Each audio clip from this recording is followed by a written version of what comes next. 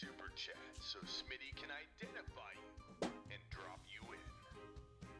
Get your name in the intro song of every Tuesday, Thursday show. It's a blue button.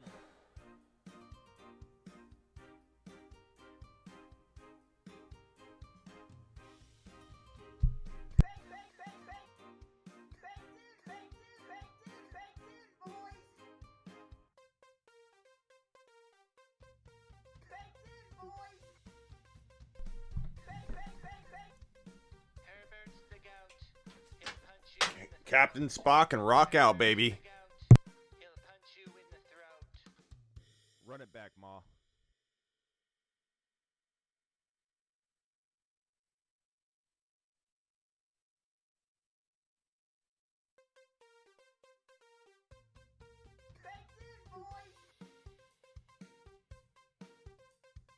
Herbert's the gout. He'll punch you in the throat. Herbert's the gout. He'll punch you in the throat. Would all of the VIP super chatters please come to the front stage? You know who you are. OU Kurt, Mark Cleveland, the Silva Brothers, Austin, Double A, Terry Roberts, please report to the front stage. D2W Stu, your presence is required at the front stage. Unburger, I see you. Tony Turley, we see you lurking over there. Nolan Mendoza, Bender. If you want your name mentioned in this song, all you gotta do is drop a $14.99 super chat so Smitty can identify you and drop you in. Get your name in the intro song of every Tuesday, Thursday show. It's a blue button.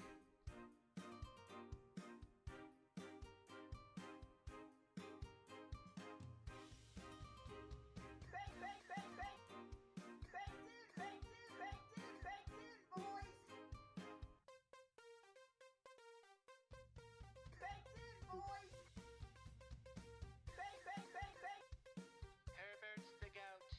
He'll punch you in the throat. Herbert's the gout. He'll punch you in the throat. Run it back, Ma.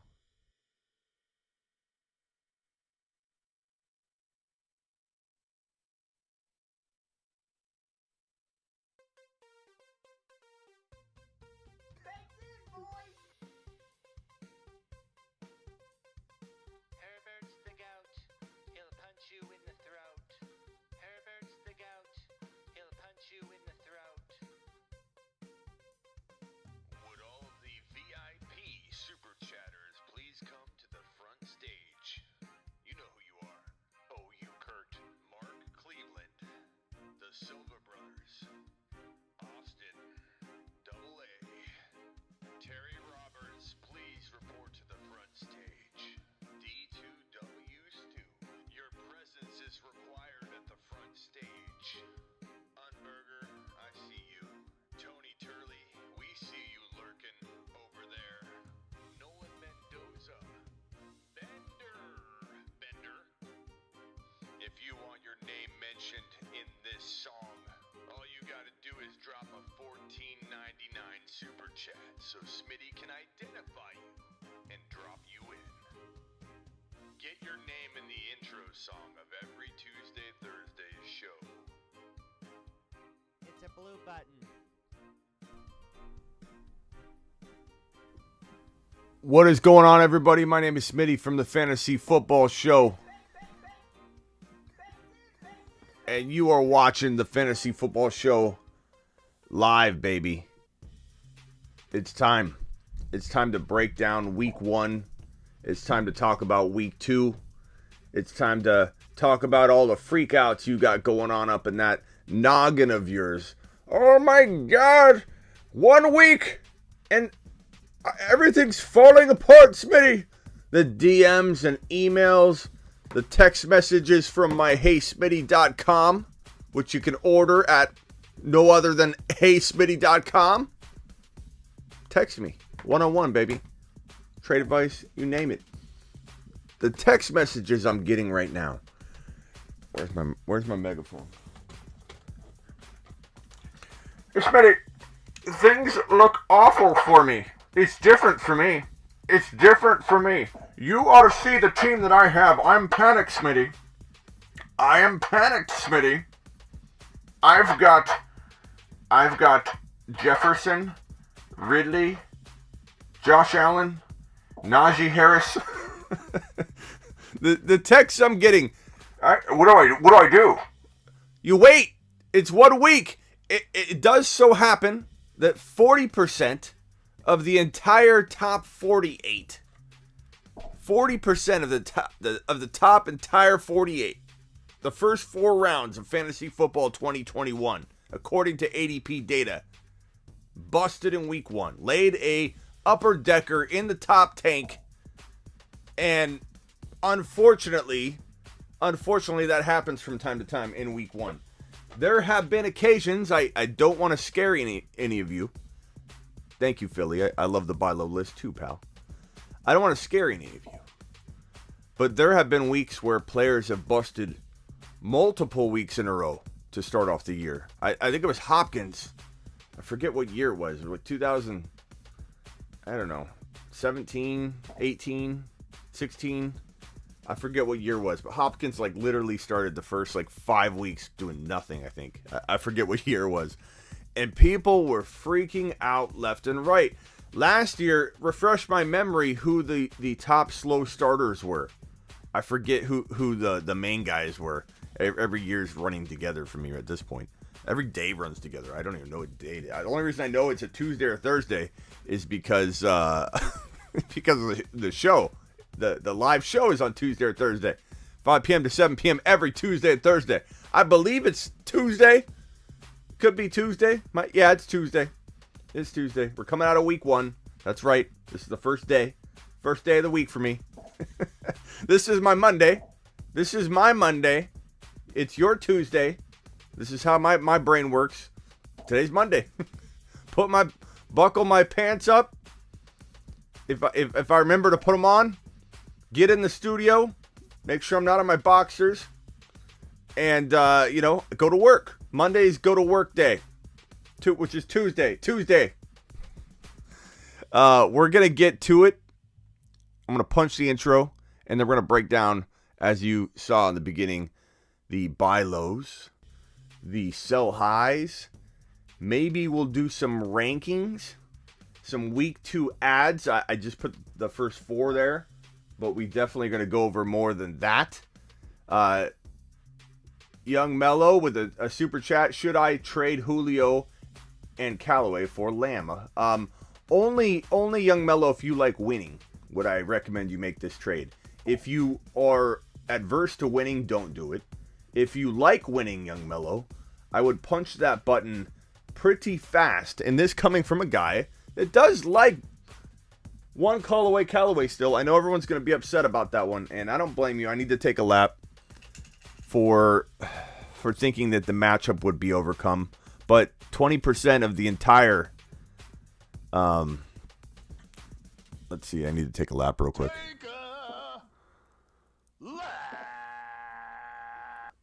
But, Young Mello, you need to take a lap, too. If I'm taking a lap, you're taking a lap, pal. Because you should have already punched yes on this, and you shouldn't be wasting time. What if the guy that offered you this trade's watching right now? And that's pretty presumptuous of me to suggest that I'm that big, which... but... Go make this trade now, young man. Like, what are you doing? What are you doing over here? I appreciate your super chat, Young Mello. You are my boy, Blue. But you need to go do this trade. You need to go get Lamb. Oh, man. Young Mello, that's amazing. After you make it and you own Lamb, will you come back and let us know so we can all take a big victory lap with you? Because that trade offer makes me feel good. Good morning, Kyle. All right, let's punch the intro, get to it. The Fantasy Football Show begins now. This is the Fantasy Football Show with your host, Smitty.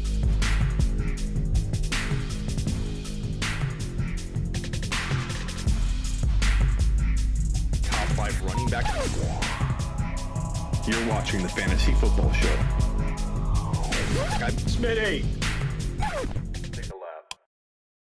What is going on, everyone? If you're just joining me, this is the Fantasy Football Show. My name is Smitty, and I have a problem. I am addicted to fantasy football, as are, I believe, every single one of you. But together, we are going to get through week one, which was punishing to most everyone. If you won your week, you probably had one of the top 17 busts in week one that came out of the top 4 rounds. That's right, 17. At least 17, depending on how you look at it. At least 17 players busted in week one. And I have this graphic. This graphic will explain it. So 17 busts happened in week one. Let me move these graphics real quick.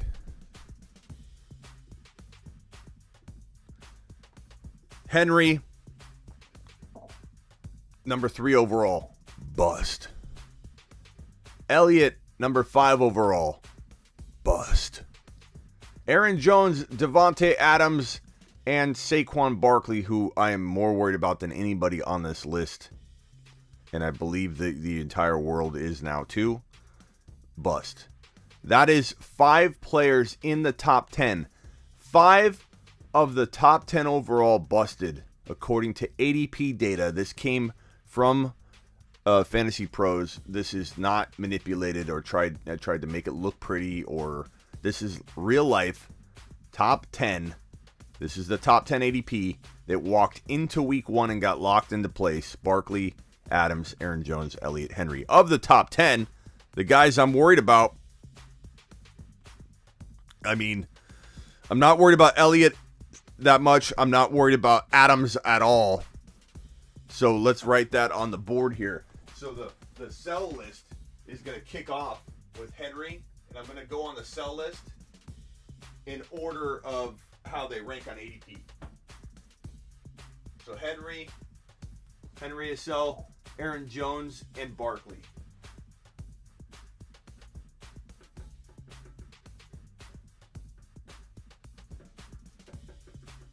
Just so you guys know, I'm writing that on the big board, which is right here. So right off the bat, I think I need to turn this TV off because it is giving me a glare. There we go.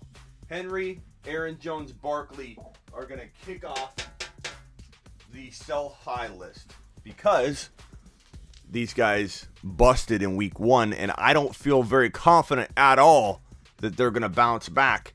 And nothing's changed between my buy low, sell high video, which dropped. If you haven't watched that, take a lap yourself, because that video took me a long time to make.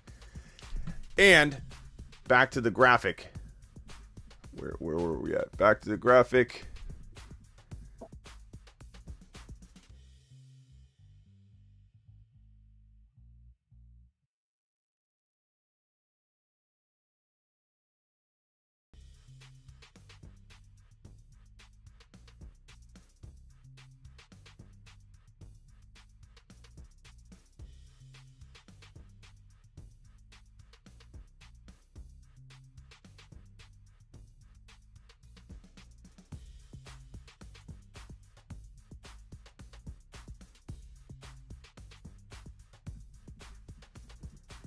Ridley. Buy Ridley.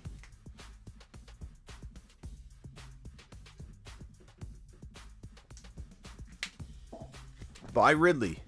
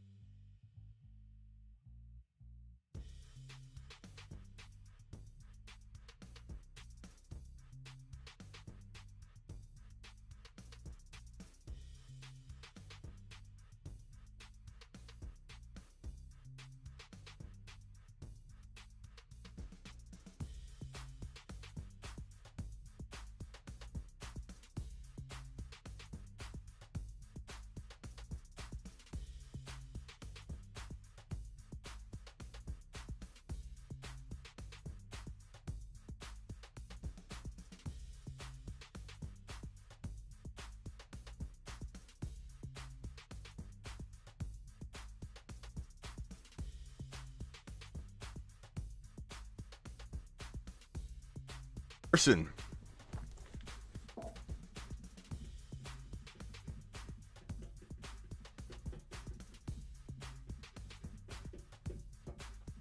I'm going to put a star by their name if they did well. I'm going to put a minus sign by their name if they did badly. Okay? Because we can't get rid of the guys with the minus sign very easily, right? Because people are already worried as all hell about them. So, This is the Fantasy Football. sorry about that. Wrong file.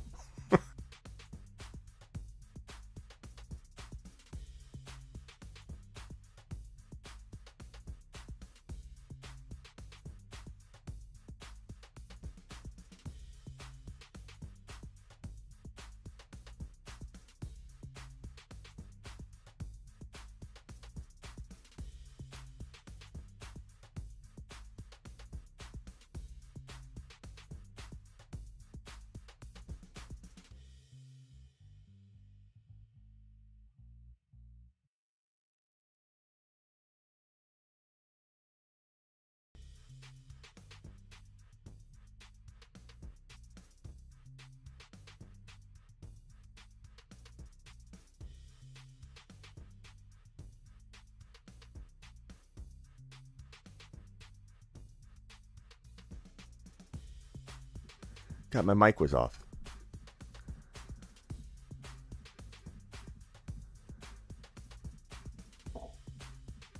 Okay. I'm sorry, my mic was off. I didn't notice that it was kept turning my mic off when I switched to the board. I apologize for that. Let me get these super chats out here. Rock Out, I appreciate you, Rock Out. Joe, I appreciate you. Joe with the super chat. Dev with a super chat. Let me get these super chats real quick. Young Mello, did you make that trade already? I hope you did. Okay, trade Tyson Murray, owner Patrick Jr. or Pascal. What? Murray owner Patrick. What? I don't understand this. Trade Tyson Murray owner has Patrick Jr. or Pascal. I don't trade Tyson for either of those wide receivers, I don't think, pal. There's got to be better options for you. Trade Tyson for Javonte. I'd take Javonte. I don't know if I trust that Ravens situation. And I think eventually Javonte will be the guy. Who should I trade? A-Rob. I got A.B., Davis, Callaway, Deontay, Johnson, Marshall, running back Swift, Javonte Williams, and Michael Carter Tyson. Who should I trade for A-Rob? I would try Tyson since he had the touchdown and looked okay. I don't love A-Rob as a huge buy low, pal. So I'm not going to be thinking that you need to trade any of these other guys for him. If anything, I go after the Harris, Diggs, Ridley, Clyde, Jefferson, Elliott, and Josh Allen that are on the board. I don't think I go after A-Rob myself. I think that situation could be a little bit messy until Fields gets in there. Trade target with Corey Davis and Devontae Smith. Trade target with Corey Davis and Devontae Smith. I don't know if you're asking, what should you trade using those players? I think this buy list is going to help you. Can I drop Zach Moss to claim Elijah Mitchell? Yes, Chris. If you like winning, you would do that as well, just like Young Mello. Okay. So let's go over this list. I'm sorry I was muted, I guess, during some of that. Let me switch mics here. I don't know what you heard or what you did. The part where I discussed this list. Okay, so minus sign means that they did badly. This is the sell list. Aaron Jones did badly. Barkley did badly. If there's any player I'm worried about on this list more than any other, it's let me find a red marker. It's Barkley. I'm worried about Barkley more than any player on this list.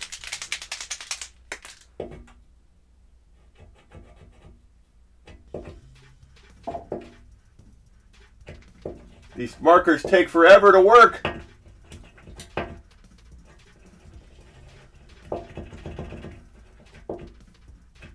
Come on.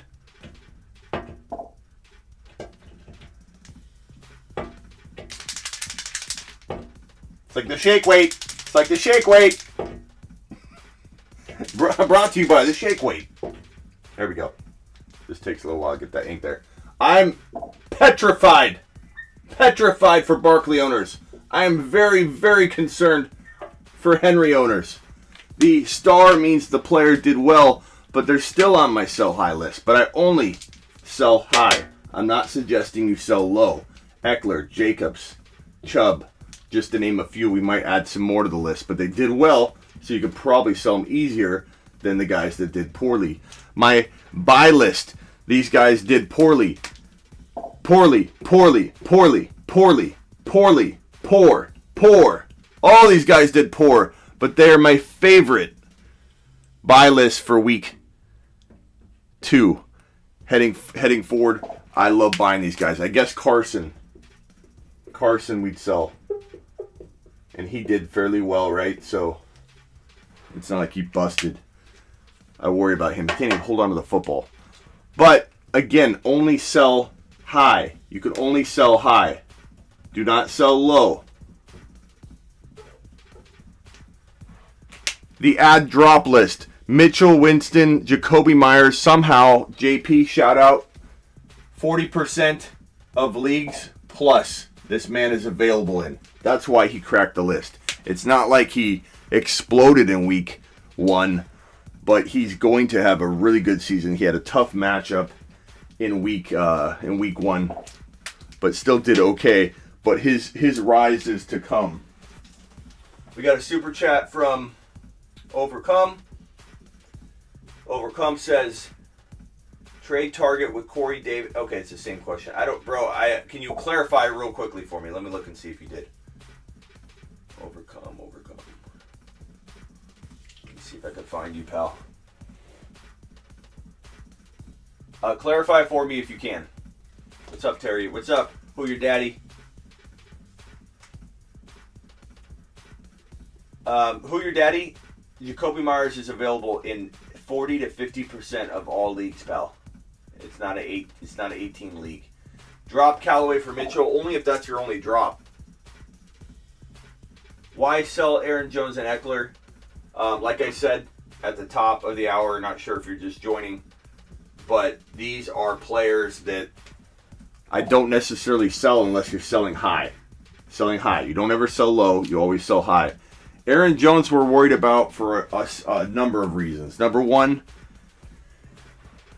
Aaron Jones. Can you guys see me? Okay. Aaron Jones is very touchdown dependent. As I said in my buy low, sell high video. And if we're worried a little bit about that offense, we're worried about it gelling.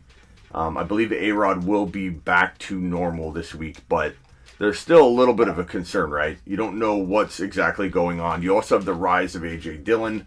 That team really does want to get Dillon involved. And if Dillon's going to take anything away, he'll take some of the yardage that he frankly isn't getting, because Aaron Jones is about a 1,100-yard rusher. He rushed for barely 1,000 yards last year. He's not one of those rushers that's going to get you 1,400 yards. So there are some yards to go around for Dillon. The problem is when Dillon gets on the field, he looks really good. And if Dillon's going to absorb anything else at all, it's going to be some touchdowns. And so if Aaron Jones survives off of 15 TDs, 17 TDs, that's how he gets his top 5 to 10 running back value. I'm based on what we've seen in week 1. Week 1 alone doesn't freak me out. The whole point in finding buy lows and sell highs and trying to identify who's going to continue to disappoint and who was just a 1-week disappointment wonder, it all comes down to breaking down the levels and red flags. And when you look at a guy like Eckler, okay, why is Eckler on my sell list? Because Eckler has been getting banged up. He was banged up last year. He was already banged up heading into week 1. He's still currently banged up. And I worry about that hamstring. And then on top of that, you have the fact that this guy didn't catch a single pass in week 1. And then you have the fact that his best years have been when he is being relied upon as a pass catcher, not a between the tackles runner. I'm afraid that injury awaits Eckler regardless of this hamstring injury, because he's built to be an Alvin Kamara or even a more wide receiver version of Alvin Kamara. That's his role. That's where he's at his best. We've seen him thrive in that role. We haven't really seen him thrive yet on a full year between the tackles. And when you get 0 receptions and you're already banged up and then you're getting driven down into the ground by linemen over and over, it's a red flag, multiple red flags. The current injury, future injury, usage, everything, it lines up multiple red flags for me to say, hey, it's not like one thing. Whereas if you look at someone like Harris, talent's there, carries are there, the receptions are there, the dude's talented. Nothing concerns me on Harris but one single red flag, and that is the offensive line and him being able to be efficient with it. Not worried about injury, not worried about volume, not worried about touchdown opportunities. Even when this team is struggling, they're gonna have scoring opportunities for him. And he can't really get game scripted out either, because he's very heavily involved in the passing game. And the defense is so good, even in games where they're losing, even if they lose 5 games in a row, they're going to be in it enough to keep him involved because the defense is good. So, not worried there. Diggs, same thing. The concerns I have for Diggs are so minimal. It's like, hey, the only reason I'd be concerned about Diggs at all is because he didn't do well in week 1. That's not really a red flag. He's got talent. He's healthy. He's in an offense that throws the ball in the 3rd and 4th quarter. I'm not worried about Josh Allen. They're going to rarely ever have a week like that where they don't do anything, because offensively, if they're losing, they're going to throw. If they're up, they're still throwing in the 3rd and 4th quarter. And if they're winning, they're in a groove, they're scoring touchdowns. There's just not a real opportunity for this team to just run the ball in the 3rd and 4th quarter. They don't do that. They don't have the staff for that. It's going to be an air attack pretty much every single week moving forward. This is a great buy low opportunity for both Diggs and for Josh Allen. And if you sit back and say to yourself, well, I'm worried about Josh Allen. You're worried about Josh Allen for what? For 1 week? Like, really? This guy, he's 45 TD capable, and you're worried about him because of 1 week in a bad matchup. It was a tough game. 0 red flags. 0 red flags for Diggs and Allen. 0. Elliott is the one player that I'm buying that has maybe multiple red flags, but they don't feel like massive risks to me, any one of the red flags on their own. Am I worried about mileage and like his body breaking down? A little bit. It's not a full like 1 red flag. It's like a partial, tiny bit of a concern. Am I worried about the offense throwing too much? A little bit. But those 2 red flags are small ones. He looks healthy. He actually looked good. I disagree with everybody that says he looks slow. If you say he looks slow, I honestly, I don't mean this in a bad way, but I don't think you watched the carries. I think you're looking at the stat line. I think you're looking at a camera angle that didn't show what defense he was looking at or the scheme he was looking at when he's running the ball. It was the Tampa Bay Buccaneers. There's one running back that did good in 2020. Dalvin Cook had 102 yards on 22 carries. One running back. McCaffrey failed last year. Kamara failed twice against the Bucs last year. Nobody but Dalvin Cook did anything at all against the Tampa Bay Bucs in 2020. And everyone's judging Zeke Elliott and his physical ability based off of carries, limited work against the best defense in the league. And had he punched in that touchdown, and I don't want to hear he could have turned the corner and that was his fault. Watch the play. Watch the play. He had no shot to score a touchdown. The angle wasn't there. He slowed down. He's like, how can I try and make something out of this? And then gets hit. And people are like, oh, he's so slow. He's a trash can. And his talent has dropped off. No one's looking at the facts. No one's watching every carry. I've watched every carry over and over just to make sure I'm right. He had a 10-plus yard scamper in the 3rd quarter where he looked amazing. Did a little high step. And he looked sleek, he looked fast, he looked quick. And so when someone says he looks slow, They're not watching at all. They're not watching because watch that third quarter carry. He looks very knifey like through and high steps down the sideline and gets like it was like a 13 yard scamper. So to answer the questions, why Aaron Jones, why Eckler, there are more than one concern for both of these guys. And given Eckler did well, he'll be easier to sell. Aaron Jones, people that own him probably will consider selling him low. I have a feeling more people than not are wanting to sell him high. Okay, sell Tyson Williams. I would.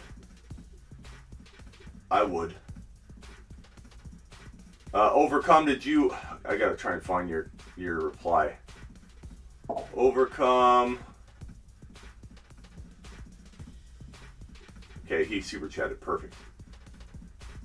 Trade target using them. Okay. Who should you target using Corey Davis and Devontae Smith? I would keep Devontae Smith unless you're getting something crazy, bro. I want shares of Devontae Smith. He is a top 5 to 10 wide receiver of the future. And borderline top 10 to 12 maybe as a rookie. I guess I would use him in a deal that got me Harris or Diggs or Ridley or Jefferson, or I'm probably not trading him. I would maybe use Devontae Smith to upgrade my quarterback that may have done well that I don't necessarily love to continue doing well into like a Josh Allen. Would I throw Corey Davis or Devontae Smith into a deal? You can probably do that. Let's say you had a quarterback. I'm trying to think of somebody that did okay that you're definitely okay trading away. I don't know. Like, let's just say you have a middle round quarterback. Like, if you could trade that quarterback for Josh Allen using a throw-in of Davis or Devontae Smith, I would probably do that. But only if you're upgrading massively. And would I throw one in? And, like, you're going to have to do 2-for-1s. I don't think you're getting what you want out of Devontae Smith alone. I don't think you're getting what you want out of Corey Davis alone. You've got to throw those guys into a 2-for-1 and give away 2 and get 1, which is why I would attack Harris, Diggs, Ridley, Clyde, Jefferson, Elliott, and Josh Allen. These are the top buy lows for week 2, guys that can win you a league at the current value. So that's how I'd answer that. And I appreciate the super chat, Overcome. You're the man. You're the man. Dominic, thank you for the super chat. Gotta love Smitty's videos. Gave me the idea of Lockett for Ridley trade and Diggs for Jefferson, and Devontae Smith. Okay, so I was gonna say Diggs for Jefferson. That's very even, but I remember this one now. So you trade Diggs, you get Jefferson and Devontae Smith. I like that because I like Devontae Smith a lot. I think Jefferson and Diggs are very, very close still, and you get Devontae Smith in return. I love Lockett for Ridley. Lockett will never... That's another good sell high. Let me put that on the list. And he did well, so he's going to get a star. Lockett.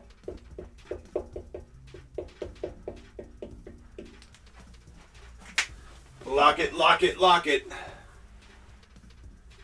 Let me switch back to my other mic here. Okay. So Lockett is a good sell high. That's Chris Carson, the one that you can't really see with the glare.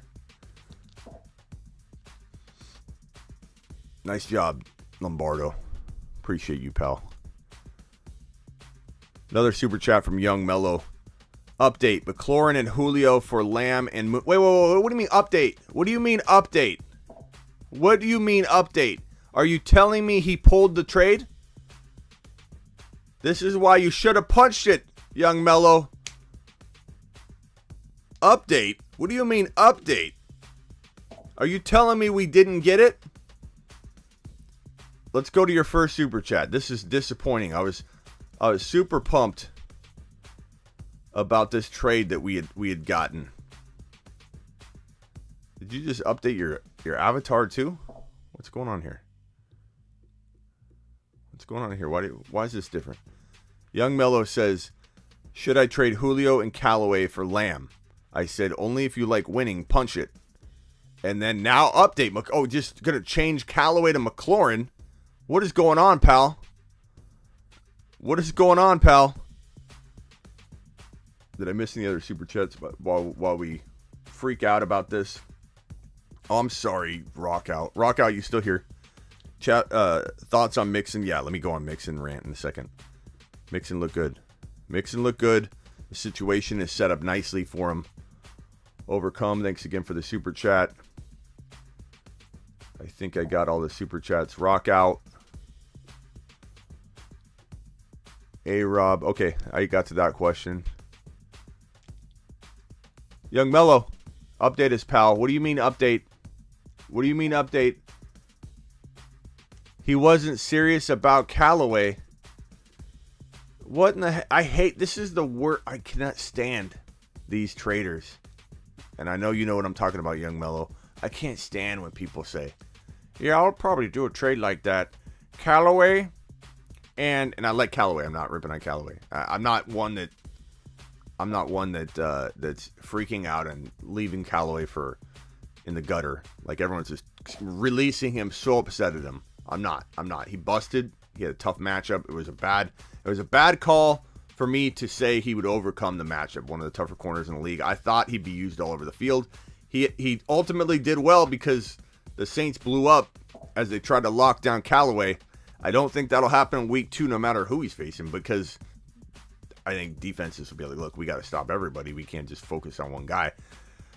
But I can't stand when people do this, Young Mello, and I know you agree. I'll probably trade Callaway and Julio for Lamb. Or I'll take Callaway and Julio.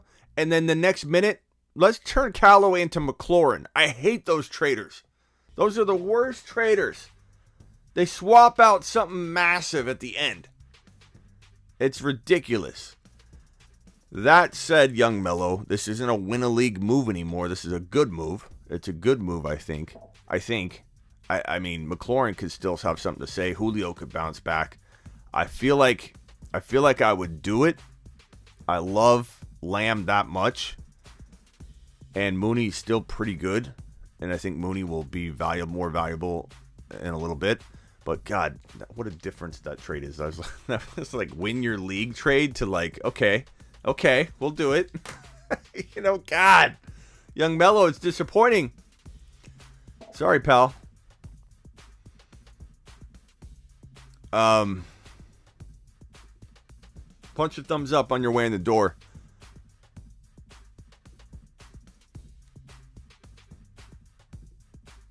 Thoughts on Mixon. Okay, thoughts on Mixon. Then Rockout says Tyson for Devontae Smith. Yes, go get Devontae Smith for Tyson, pal. I like that a lot. Rockout, I'm gonna put both your questions on the screen here. So my thoughts on Mixon. I look. I'm gonna hit stuff. I'm gonna miss stuff. I'm gonna be cautious on a guy until he proves something to me, and then I'm gonna change directions the moment I feel like I'm not gonna stick to my guns. I'm not one of those people. I know a lot of people think I do stick to my guns because I'm passionate about guys that struggle early and I stick with them. That's not me digging my heels in. That's me saying Clyde. I still believe in Clyde.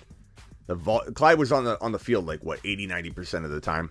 He's gonna get volume. He's gonna eat. Clyde will be fine. Mixon, I had a lot of doubts about. I still have concerns about him getting hurt, but what did I just tell everybody? I told everybody that when you're talking about a player like Mixon,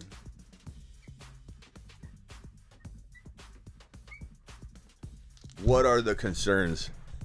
The concerns are injury. Not just because I'm saying he's necessarily injury prone, but in cases like Todd Gurley, the year he broke out again and had that huge year that made him like the best player in football. The year prior, coming back from injury, I believe, he faced nothing but 8-man fronts and just got stuffed all year and had a real disappointing year. But he didn't get hurt that year. He just was stuffed constantly. So Mixon's endured a lot of 8-man fronts similar to that. So my worry is breaking down because of that. So the injury is not because he's just injury prone. It's because of the volume he's had as of late. That red flag still exists to me.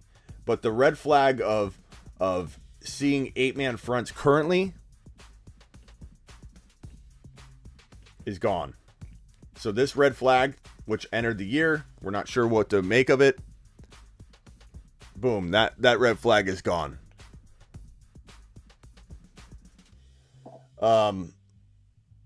Volume. There's no real concerns about volume, but there's no concerns about volume.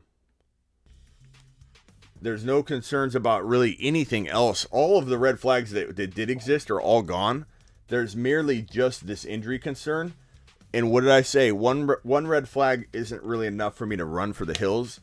Mixon now, at the value you paid, I would say Smitty approved moving forward. I really think he can have a huge year.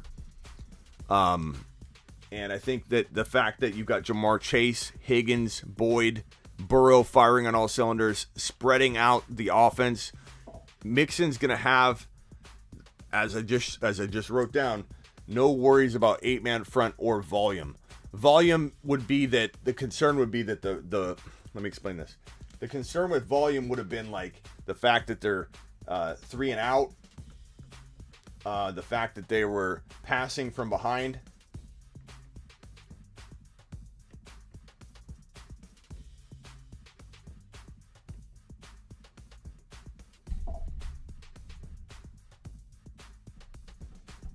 Can't even read that. This thing was in the way of this bar. I was trying to write. Passing from behind. This is not a concern anymore. The Bengals are gonna ball. The Bengals are gonna ball. So the only concern is the injury. That's it. And so for that, I'm not running for the hills anymore on Mixon. I really do think he could have a good year. I still worry about the injury, though. I still worry about the fact that he's been abused for a few years, hitting 8-man front after 8-man front after 8-man front, and having no ability to like have room to run. But I do like him. I think he could be in for a big year. Let's see where are some of the questions you guys have. All right, I was just worried about Saquon's load management. Look, Saquon is a huge concern, pal. Huge concern. I don't know what your earlier question was. Here it is. Should I trade Carson for Saquon? Yeah, I mean, even in that situation, I probably would, because you can turn that into more, and there's still a shot Saquon gets healthy at some point during the year, but right now he's not looking good, right? You'd almost make this trade for future weeks, man. Saquon's going to have a rough outing. He has a tough matchup in week 2. Saquon Barkley is going to be, let's pull up the schedule.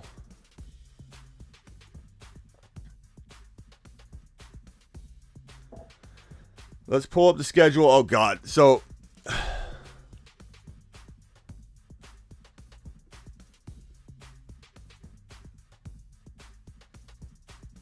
poor Mike Davis. Poor Mike Davis. Is Mike Davis going to be the one running back in 2021 that rushes against the Bucs? Mike Davis is going to get rocked. Thank God Elliott's not facing them again this week. Who were we talking about? What player were we talking about? I already forget.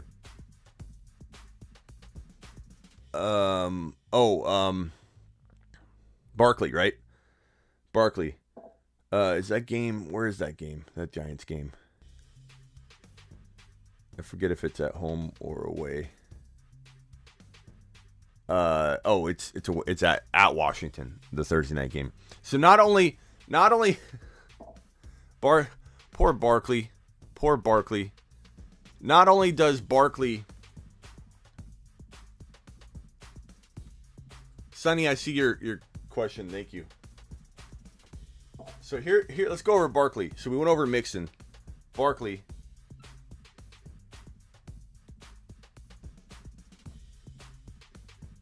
Not only is Barkley a huge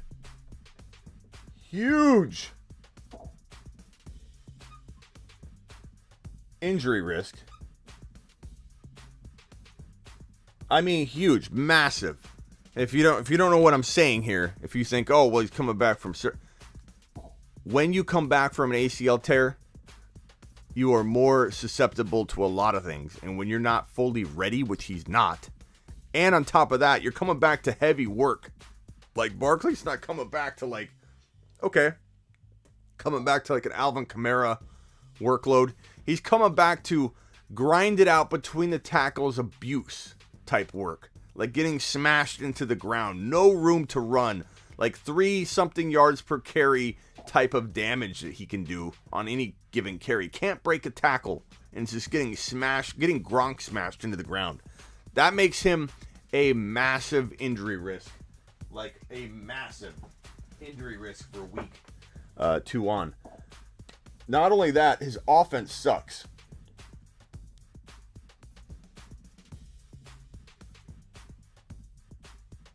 So how is he going to get in the end zone?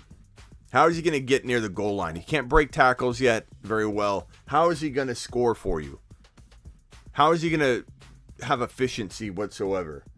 On top of that, this week specifically, he's got a short week against the Washington football team in Washington. Like the red flags couldn't be bigger for Barkley heading into week 2. Like this guy is going to be in some trouble. Overcome's got an update here. Overcome says start Mike Davis against the Bucks or Javonte behind Gordon but against Jacksonville. Javonte for me so far, then the rest of your question, or Mitchell from number 1 waiver wire pickup, Sermon on the bench. Thank you for all the details. You're much more detailed that time, Overcome. I feel like you gave me the story of your life in a very short 1-2 sentences. I know exactly what's going on with you. The other one was like deciphering code, pal. I like this. It's short, concise. I got all the details. I think we can't answer this question, Mitchell or Javonte, until we get closer to like Saturday night. You know what I mean? But of course, I'm going to answer it now and just give you my speculative guess. I would say right now Mitchell's going to feel like the guy. The problem with Shanahan is just like Sermon was a surprise sit and healthy scratch. He could roll with Sermon in week 1, 70% of the carries. We don't really know. He was doghoused walking into week 1, but it could have been a temporary 1-game doghouse. We don't know. Shanahan is weird like that. We can't predict Shanahan at all. And that makes the running back room a little scary, sure. But it's such a good rushing attack that whoever's starting, and if you have both, you're in good. You just might get screwed 1 or 2 weeks till one guy completely grabs a hold of the main part of the job. They're going to always have kind of a rotation, but Jeff Wilson last year, there were strings of games you knew he was going to get volume. They may rotate, but they do commit. They do commit to one guy having a lot of volume. I would say, and chosen, I see your question up there, Gaskin or Elijah Mitchell. Gaskin for now. But we'll address this. If like Elijah Mitchell gets like the go ahead, like here are the keys to the lineup. I'm answering that Sermon versus Mitchell question right here, pal. Then, if he gets the go ahead, like nod, and maybe Shanahan doesn't tell us because he's so coy about everything he does now, like to a fault. Like it's not always that advantageous to be like, oh, we're not going to tell you anything. Like, he just creates all this drama in his locker room. Doing the whole, I don't know if Jimmy's the guy or not, even though I've already told you the answer. Like, all that stuff, it doesn't help. Like, everyone keeps saying it's his way of, like, misleading the media and getting people off his back. And all it does is create more drama. Shanahan was very indecisive in week 1, and I feel like he's being that way with his quarterbacks. He needs to rip the Band-Aid off and just put Trey Sermon into the lineup, and he was playing worried football all game long. Like it looked like he was panicked and just trying to skate by. Like that didn't feel like and I talked to my Niner people about it. We do the Quad Box Fridays. We all jumped on a Instagram live and talked about it, and we all felt very similar that it felt like Shanahan didn't put his foot down on the pedal at all. Like he needs to put his foot down on the pedal and go. And he wasn't doing that in this game in week 1. And I feel like that's kind of telling of his whole offseason with Trey and Jimmy. He doesn't want to fully commit to one thing. He wants to just kind of, the shenanigans, the Shanahan shenanigans. So predicting. So when someone says Mitchell or Sermon, I don't come out and say 100% Mitchell, pal. Like, didn't you see him 100 yards and a touchdown? It's like, I feel like it should be Mitchell. I like Mitchell. Sermon was in the doghouse for a reason. Was it a temporary one-game situation where he's like, you're going to sit this one in discipline of whatever that we don't know because Shanahan doesn't share anything? We don't know. If it was a one-time thing, then he wouldn't have lost his opportunity or job off of one game of Mitchell popping off. But they drafted Mitchell for a reason. And if you go to sleeperu.com, I have a bold prediction up. Mitchell and Sermon and Mitchell will be a win-a-league duo in 2021. I did not leave Mitchell off of it because Mitchell has the potential to be a league winner all on his own. Couple the two together, Sermon and Mitchell, even though it's confusing right now, even though it's frustrating right now, the duo can win a league once it gets settled. And so it's worrisome to not know. I get it. And the odds are Mitchell will be the guy in week 2, but those odds aren't like 80%. They're like 65, 70%. Would I drop a big amount of my fab on Mitchell this week? I am. In some leagues, I'm dropping a majority of it, if not all of it. In other leagues, I can get away with different things. I can't answer that question. So many people ask me, hey, what's up, Bender? Hey. How much fab do I put on it, Smitty? How much fab do I drop on Mitchell? My answer is, it's like I wish I had a repeat button because it gets so old to say it. My answer is always, I don't know. How the hell would I know how much fab dollars to drop on a player in your league with your historical trending of dropping fab dollars? I have no clue. Your league may be one of those leagues that's 100 out of 100 when you want to pick up a guy. Everybody drops the full amount on a guy when he emerges because they want to have that guy. You know, and there are only like 4, 5, 6 opportunities throughout the year to get the next James Robinson of the coming year, whether it's a wide receiver or running back, doesn't matter position, you know, or quarterback. Winston is available as I pointed out on the board over here. Winston is available in a lot of leagues and he shouldn't be. You rarely have an opportunity to pick one of those guys that can win you a league off the waiver wire. And it happens in week 1, probably a 80%, if I had to throw a number on it, 80% chance that it develops in week 1 to be picked up. Lesser chance it develops in week 2. Lesser chance it develops in week 3, 4, 5. Every week you go into the season, the less likelihood you'll find the James Robinson. So it makes sense that when you see a player pop off in week 1, the odds are that player is that player. Like the confidence level I would put on Mitchell being the top pickup of the week, I'd put a 7 out of 10 on it. If Sermon gets dropped, which is happening more than you would imagine, I have people DMing me and on my Hey Smitty text line, which you can order at heysmitty.com, I've gotten like at least 25 messages since Sunday about should I drop Sermon for Mitchell or just should I drop Sermon for like Lat Murray or something. And I'm like, what are you doing? Like Sermon is inching closer to the starting lineup. Not that Mitchell isn't already in it. Mitchell is in the starting lineup as of this moment. Like, that's why he's a great pickup. But Sermon is inching closer to it, and you want to cut him? Like, you're going to put potentially the best pickup of the year on waivers right there. Like, me saying, hey, Mitchell, 7 out of 10 potential pickup of the year if I had to grade it. Sermon being dropped tomorrow in your league probably holds that same score the next day when I'm like, whoa, Sermon's on the waiver wire. Someone really reacted that closely to the Mitchell situation and kicked loose Trey Sermon. Now Sermon becomes potentially the pickup of the year. You can't cut Sermon. You can't. If you own Sermon and you're in a position to win Mitchell, I feel you should probably put more waiver wire fab dollars on Mitchell than the average person should, because you have an opportunity with Mostert out for the year. You have the opportunity to grab the situation by the nads and have full control of it.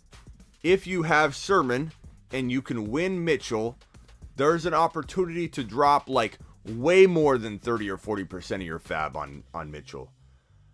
Swaggy says, I'm spending at least 30 to 40%. Swaggy, in one league, I'm doing the same. In another league, see, like this is no, and don't take offense to this. I'm not like trying to go at you, pal. But this is what I get constantly, no matter what I'm talking about, no matter how much I've already described it. I then get this question. And don't take offense to this. I'm not mad at you about it.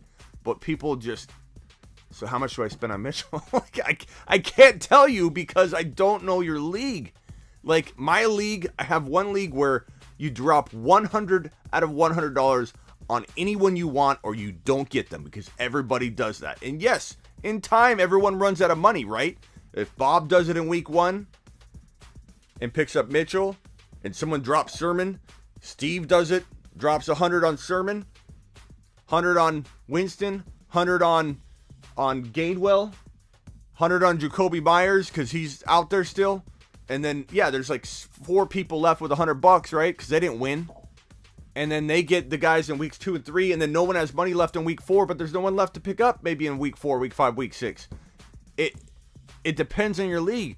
Then other leagues, like I've said that before, and people come at me and say, bro, you never drop more than 30% on a fab guy. Like in that league, you don't drop $100 out of 100. You know what I'm saying? So that's the answer to your question. I can't answer your question is how I would answer your question.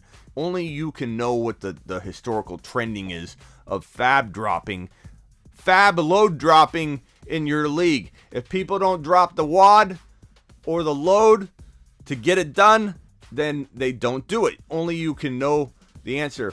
And looking at your avatar, pal, you know, this is a Wolf of Wall Street photo. If you're not going all in, balls to the wall, you need to change this logo, pal. Okay, because Jordan Belford would have dropped $101 out of 100 on Mitchell while chugging a beer and doing a whole lot more. So I personally believe if you own Sermon, you have an obligation to yourself to get Mitchell at all costs. If that means dropping 80% of your fab, that means dropping 80% of your fab. If people spend that kind of money on a guy like this, you need to drop 100% of your fab. And before anybody freaks out and says, Smitty's telling you to drop, you never drop 100. It depends on your league. It depends on your league. But Smitty, my league doesn't drop more than $40 out of 100 on a player ever. Then you don't do it. It's simple. It's simple. It's very, very self-explanatory. I love the avatar, by the way, pal. Rock out. I hope I've already got Devontae Smith. I've been keeping this up here to remind me to ask you. I love Mixon right now, even though I didn't love him early in the year. That's called fantasy football. I still worry about the injury, but I do think all the other red flags have vanished because Burrow looks amazing. Chase looks amazing. Chase was on one of my buy low lists on Instagram. One of my favorite buy lows for week heading into week 1 because people are freaking out about Jamar Chase. I still had problems with the fact that he said what he said about catching a football. Like, their football is here's Jamar Chase. I'm sorry, but you deserve this, okay? Because it was a dumb comment. Smitty, the football in the pros is slick like this megaphone, whereas in college it's like this microphone. It's like really easy to catch, but in the pros it's slippery. How am I supposed to catch this football? No one taught me about this. I've been talking to Burrow on the phone. He didn't mention this one time that catching the football in the pros was going to be different than catching the football in college. In the college football. Like that was alarming. But if anything, I don't know, we owe him a solid because that devalued him. That devalued him so much. And oh man. I personally think that anybody that was able to take advantage of that may have got a wide receiver too in Jamar Chase. So congrats to all of us, though, in Jamar Chase. Love Jamar Chase. Understanding Chase's comments was taken out of context. My understanding, okay, who your daddy? Maybe it was. The way it was reported over and over was crazy. Maybe someone just mentioned it to him and he shouldn't have said it though. Whatever the case, however anybody lured him to say it, he shouldn't have said it. Lions wide receivers suck. I don't think the Lions are gonna. I think what the Lions did in Week 1 won't be replicated moving forward. Uzi's excited about Mixon season. I am again. I'm not gonna lie. I like where Mixon's at right now. I do. I still worry about breaking down from all the abuse he's taken year in and year out. That happened to Todd Gurley, but I do like what we're seeing, and most of it revolves around the fact that Burrow has changed everything for him. There was concerns about Burrow and his ACL, and he was struggling. The timing was off, but Burrow came out and balled. And this Bengal team, as I mentioned in the offseason several times, I believe won't finish last in the division. I think they're going to surprise some people. People are going to be excited about this Bengal team walking into 2022. I think they're going to do some damage. Sonny, I'm sorry. Sonny, stay right there. Let me go find your super chat. Thomas, thank you. Overcome, I appreciate your super chat. I think I'm hit the thumbs up on your way in the door, people. Derek says only you can prevent forest fires.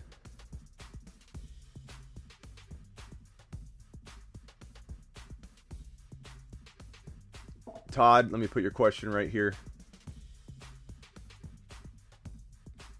Where is Trojan? The super chat. Trojan, I got you. You still here, Trojan? Trojan! Where is the other? Sonny, here we go. Overcome with another super chat. Okay.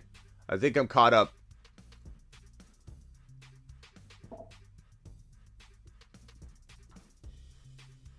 Okay.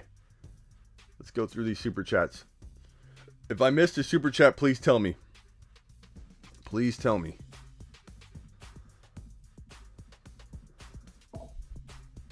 Sonny, let's get to yours first, pal. I want to trade Mixon or Montgomery, and nobody say anything negative about that because there's always opportunity to sell guys on the high. You can sell anybody popping off if it helps you build your team. I want to trade Mixon or Montgomery. I also have Zeke. What are wide receivers to trade and target? So the board should help you right here. These guys right here. Buy list. They're running backs on there too, but Diggs, Ridley, Jefferson. These are guys you should go get right now. And you could get any one of those wide receivers for Mixon, I assume. Ziggy, show me the front door. We got motion at the front door, people. Is it a package?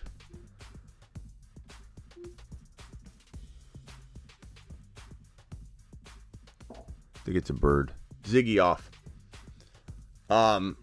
You could trade Mixon. Not that I would if your situation didn't call for it. You know, like the balance of your team. But you could trade Mixon for any one of Diggs, Ridley, and Jefferson right now in most cases. I think it might be smarter to trade Monty for one, and you could probably do that too. I would definitely target the top guys. There's no reason to settle for a lesser wide receiver when Diggs, Ridley, and Jefferson are all like half off at the current moment, and that will change. I want to trade Mixon. Okay, that was the same question. Thank you for the super chat. Overcome. Start Mike Davis against the Tampa Bay Bucks. Already got that one. Thank you for the super chat. Thomas, Julio, and Andrews for Carson. Oh, that's a weird one. That's a weird one. You already have Pitts. Okay. Then I suppose, but I mean, I guess my reaction is why do that? Like, why not go after a different player? I feel like this is like a trade that doesn't really do much for me, you know? Like I don't love Julio and Andrews necessarily, and I don't know that I love Carson. I believe I do trade for Carson and try and turn Carson. Carson's got a better chance. What's up, Vlad? Carson's got a better chance of, I think, return in value, honestly, that you can trade big for. So, like, if Carson has a big week 2, you could maybe turn him into another. Let's say Harris struggles again or something like that. I feel like you have a much better shot at getting something valuable, turning Carson. So I probably would go Carson. Plus, that offense is looking good. Seattle's doing well. Kyler, hardcore Kyler fan in my league. Do you think you can trade Murray and Thielen for CD and Najee? Streaming QB though temporarily. Depends on your quarterback, man. Getting rid of Kyler is. I'm not opposed to trading. Like, if you've got to trade Kyler because your team cannot win, like, you've got to be honest with yourself. You got to look in the mirror and say to yourself, hey, my team can't win. My team can't win. I've got to trade Kyler, or I've got to trade Lockett, or I've got to trade, Chubb or Eckler or, Aaron Jones or whoever, because I can't win. I've got to trade these guys, especially the guys on the high, like Kyler. Like, he's going to get you a lot. So if you're struggling, and you think you're going to continue to struggle, and you're inward looking, you're looking in the mirror, and you're saying my team's just not going to do it, you got to sell high. Like, you have no option. You can't just hold a player because he exploded and he looks great when your team can't support it. You lost J.K. Dobbins. Let's say you lost J.K. and ETN. And Gus Edwards or whatever, and you're struggling bad, and you've got a good quarterback like Winston or whoever on the bench that you want to throw in there, Jalen Hurts. A lot of people have Jalen Hurts and Kyler, or Hurts and somebody, and you can put Hurts in there. Then yeah, but I like this trade. I like this trade. CD and Najee for Kyler Murray alone is actually really good. Think about it. Najee Harris was a top 12 to 14 overall pick. CD Lamb was a third rounder. If you drafted today, would be a second rounder minimum. And Kyler, even if we drafted today, Kyler would probably go in round 3. Not, he went in round 4 or 5, but quarterbacks don't go in round 2. You might get people to draft him around 2 temporarily coming off the high, but you're getting 2 players. You would draft both of them ahead of Kyler at the end of the year when, things have settled. So of course but who's your quarterback? But it's a great question, and it could definitely lead to you winning. You just got to make sure you land that quarterback. To get Mitchell, I must drop Pittman or Callaway. Drop Pittman. Give Callaway another week. Everyone's going to give up on Callaway. He's still 1 call away. I guess that's the lesson. He was a call away. I didn't know. I thought he was here, but he was actually still 1 call away. But I believe in week 2 he's arrived. And I know a lot of you are going to sit him. I know a lot of you are upset at him. You're upset at me because I love Callaway. 1 call away, Callaway. But I'm not going to play the song until he blows up. If he doesn't blow up, I'll never play the song again. But if he blows up, we're jamming that song as loud as we can. I'm going to drive jamming it. We're going to bring it back strong or not at all. The Fantasy Football Show family, I have CMC, Kamara in a PPR, 2 running back, 3 wide receiver, 2 flex league. My best wide receivers are Claypool, Ayuk, man, what a disappointment so far. Pittman, should I sell a running back to get another running back? Sell a running back to get another running back 1 or a wide receiver 1 or hold. So you got Kamara and CMC, Claypool, Ayuk, Pittman.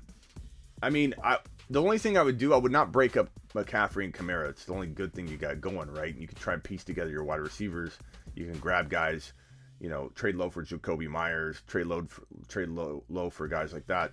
The only thing I would do is if you can buy from the board here, you can buy a Najee Harris, you can buy a Zeke Elliott, and then couple that with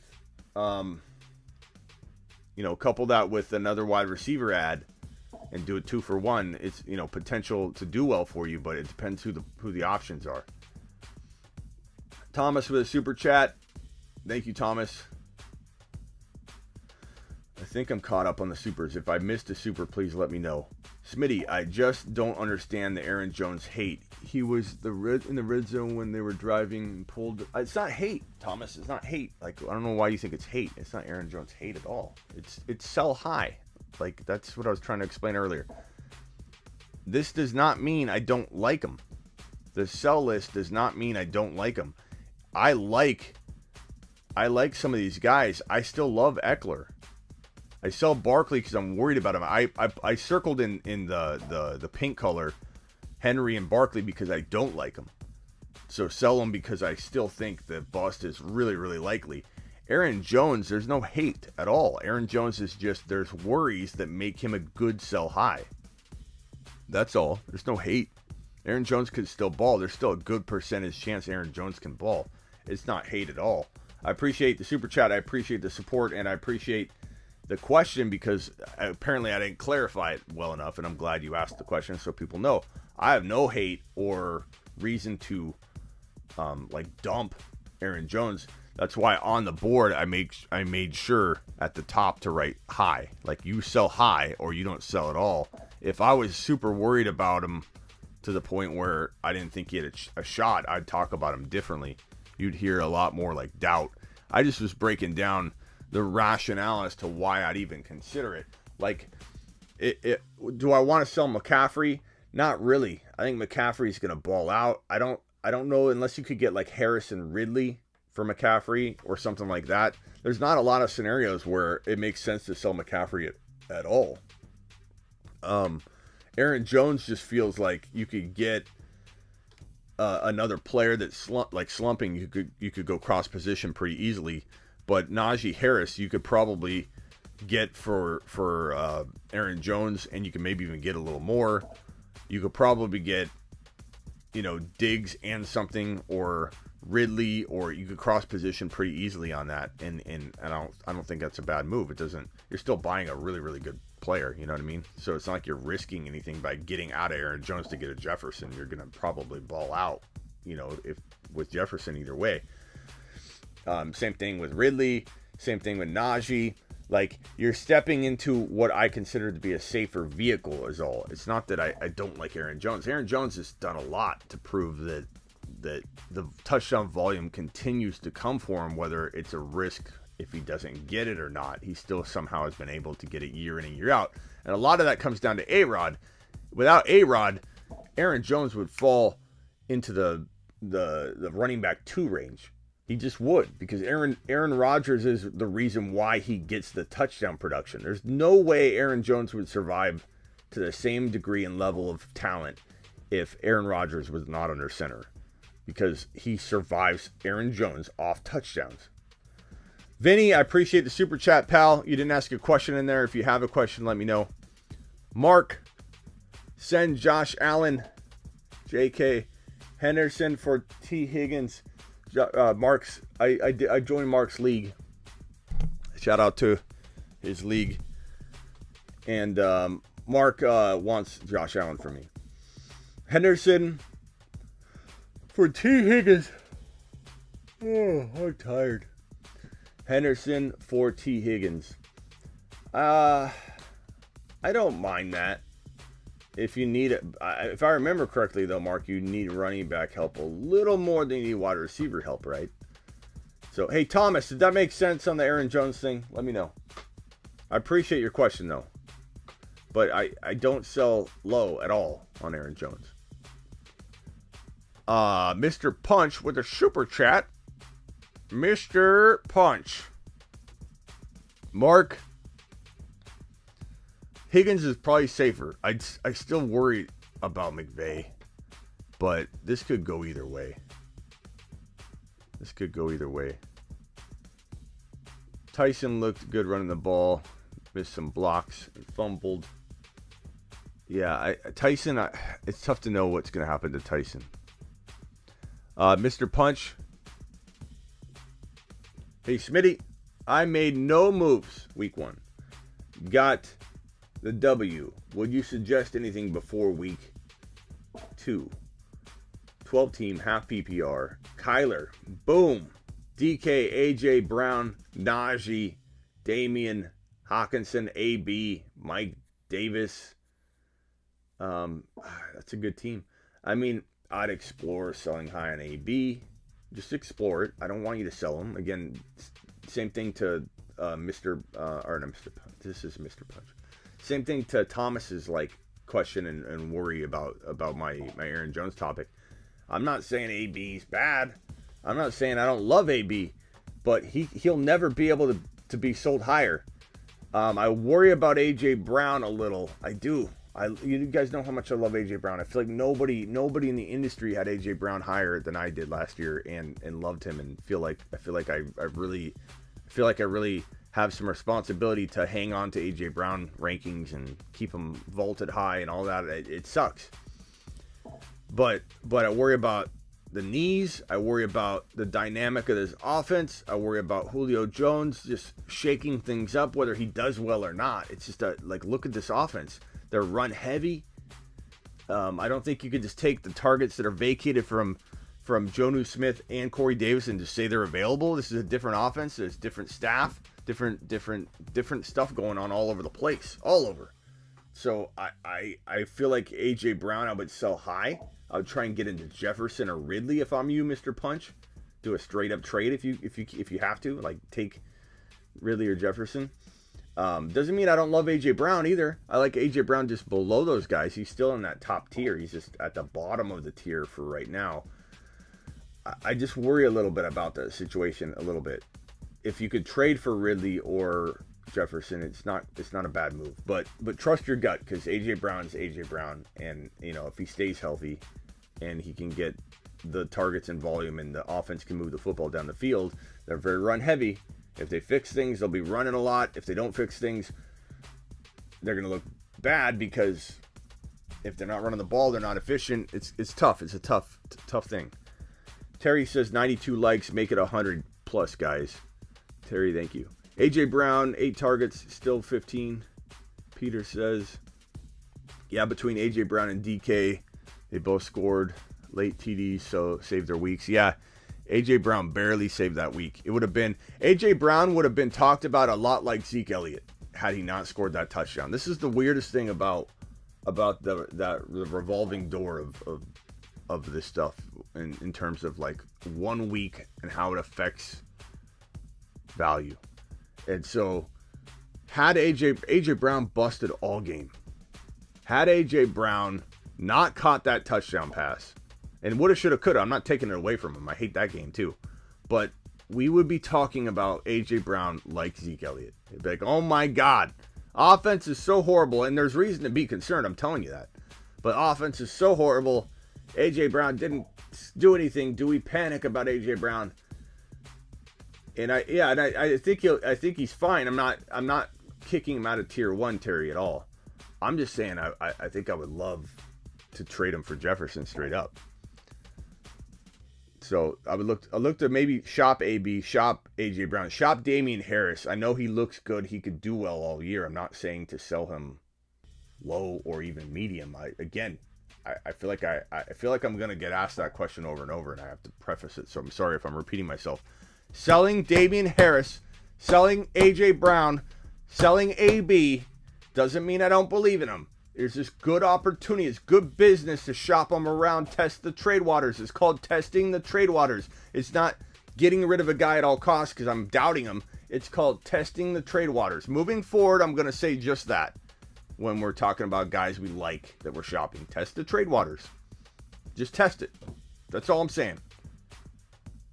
Week 1 overreactions for sure, pal. They're all over the place, man. They're all over the place. Vinny, Hunt, and Henderson for Zeke. Yes. Go get Zeke Elliott, but try and get Pollard, pal. Mark says he's worried about which player.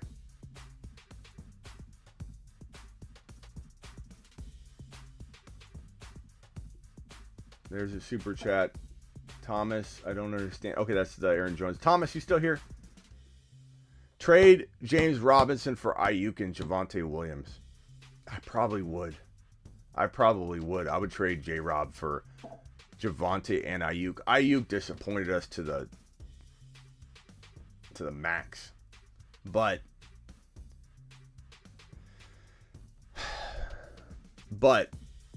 I think Ayuk still has a lot of upside and appeal, but you're not trading for Ayuk. You're trading for Ayuk as a throw-in to a Javonte Williams potential future value, which he doesn't hold now, but probably will. I'm gonna see if this guy wants to do a call A guy ordered a phone call on my heysmitty.com, and I'm gonna see if he wants to do this bad boy live. So let me see real quickly. Let me see if he wants to be on the Fantasy Football Show live. So bear with me while I dial him up and let him know that calls can be recorded for quality assurance purposes or broadcasted live.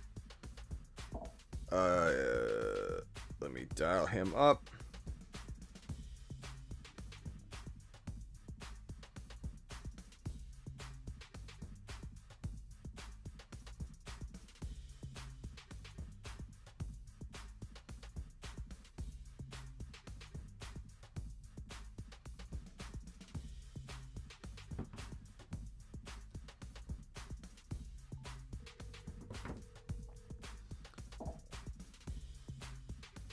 I haven't used the phone like this in a while.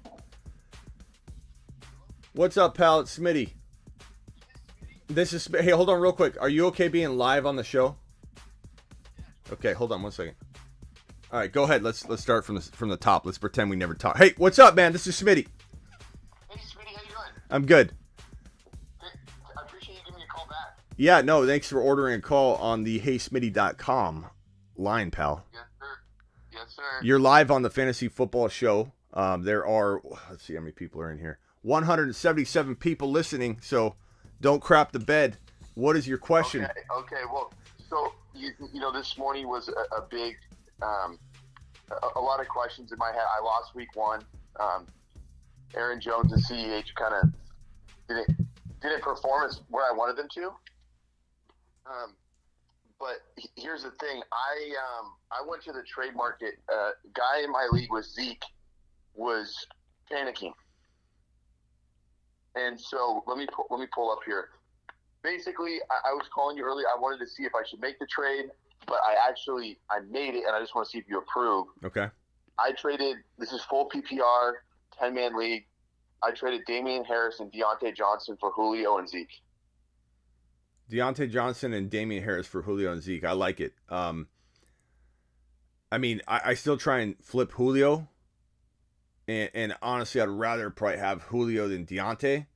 But I don't know if that was a part that you thought you were upgrading. But you definitely, I like it. I love the Zeke part. Do you have Pollard by chance? Or is there a way to get Pollard? I do. You have Pollard. I do. I actually, so just to kind of give you a breakdown right here, I have, so my running backs before this trade were Aaron Jones, CEH, Damian Harris, A.J. Dillon, and Tony Pollard. Okay.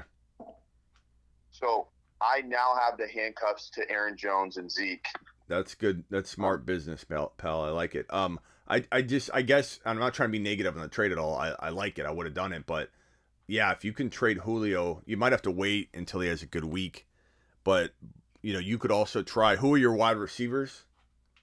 So my wide receivers, not including Deontay Johnson and Julio Jones, Terry McLaurin, DJ Moore, Corey Davis, and OBJ.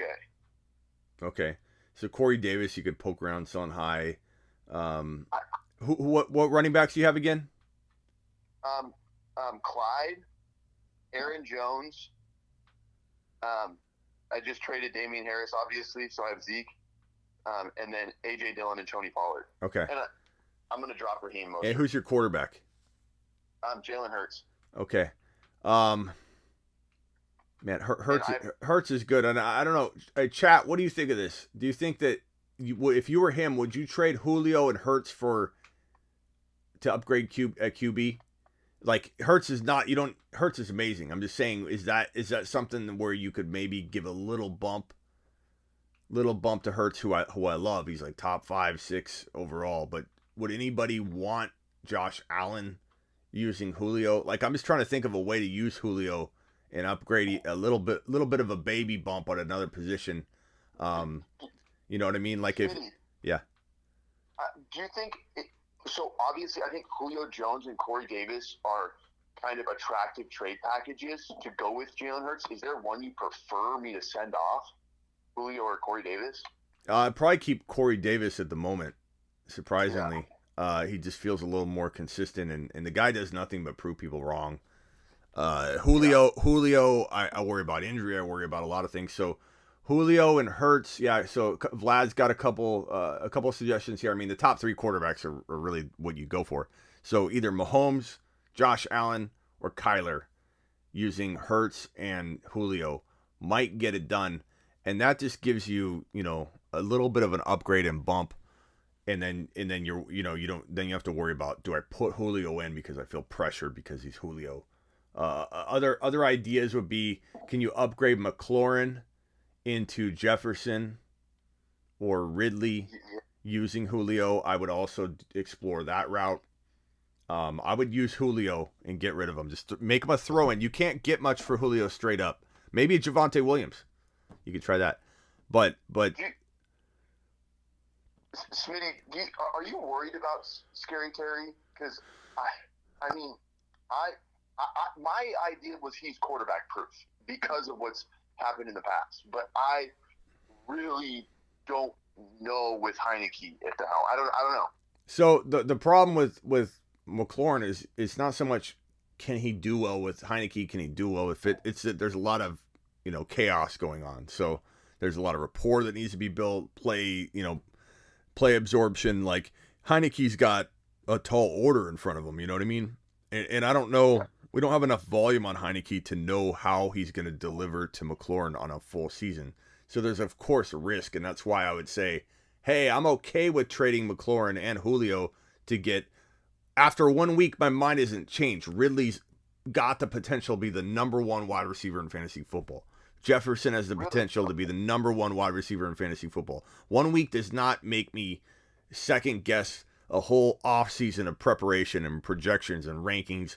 Like, Ridley is a great buy low. Jefferson's a great buy low. McLaurin hasn't changed in my mind. If anything, I'm just a little more worried, but I still love him. But he's a 3rd or a 4th round pick. You're tossing in Julio Jones to make your 3rd or 4th round pick turn into a top 12 overall pick in my mind. So I definitely go that route.